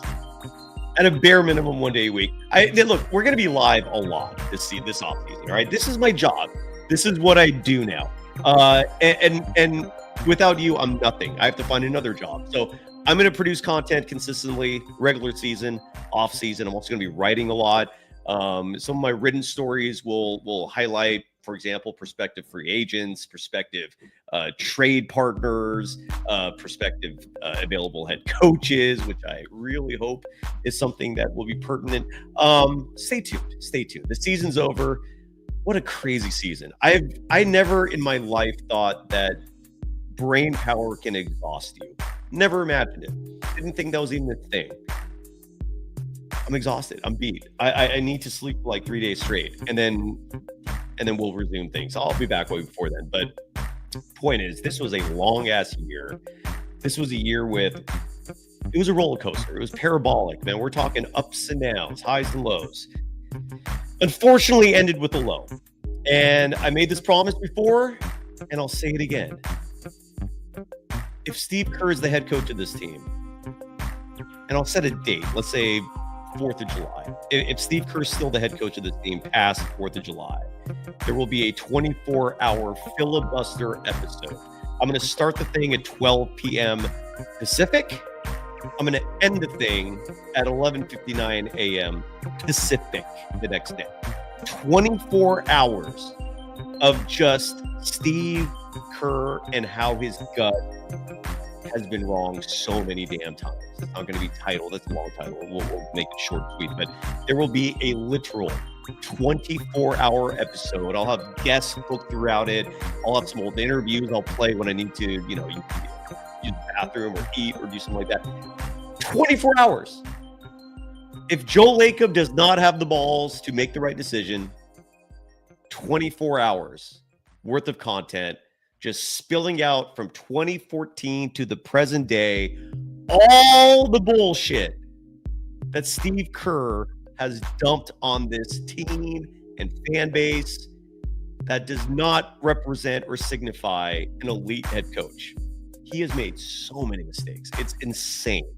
I'm going to call out every single one. So stay tuned for that. Armando Laura. Oh, yeah. Armando Laura. Yes, 100%.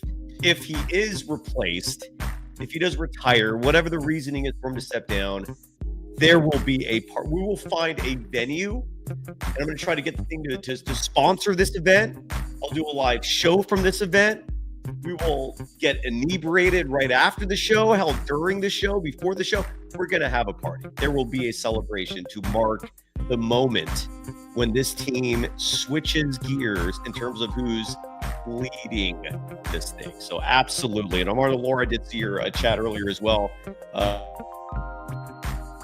Being traded to Miami for Andrew Wiggins. I give Joe Lacob more credit. That dumb. I don't think he will. So. Oh yeah, he would come to an event like that. So good marketing thought there. I agree. Otherwise, that's it for tonight. Tomorrow there will not be a show. I'm gonna sleep. What day is today? It's Wednesday. Okay, so. Is it Wednesday? All right. No show Thursday. Maybe a show Friday. At the absolute latest, we'll be back Saturday following the season opener for the Valkyries. I will do a post-game show for that, but there's definitely going to be, safe to say there will be a show Friday. There will be shows all season, and I want you a part of this, please. All right? We're in this together, friends. And I'm going to start giving back soon. We're going to start having a store. At a bare minimum, I'm going to start small, give out stickers. I just want to give back, man. I don't have a greedy bone in my body. I just want enough to put a roof over my head, feed myself, buy my weed. That's it. And my dog. And the dog has to be happy too. So, and beyond that, anything surplus, I want to give back. So let's hope we grow this thing. That's the goal. Come along for the ride. Brutal season. I wish I could say it was fun, but it was just, God damn, it was hard, man. There were fun moments. There were definitely fun moments. Stephen Curry is a delight to watch. At a bare minimum, at least this postseason ended with Kuminga showing he can play. His haters, for the most part, got shut up. And I just hope the team does the right thing this offseason. We'll get into it more. Chef 7, I'm taking tomorrow off. All right, I need a day off. We'll be back at this Friday most likely.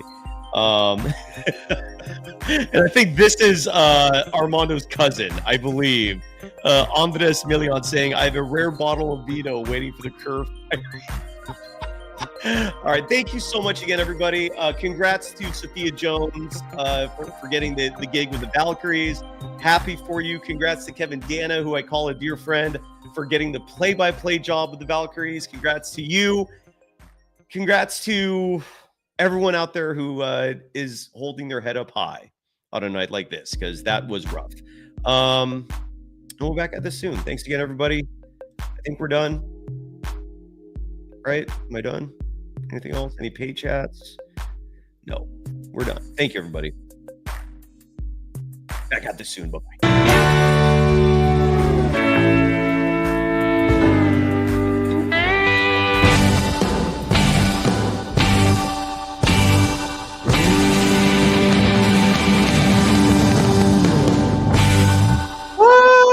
Bye.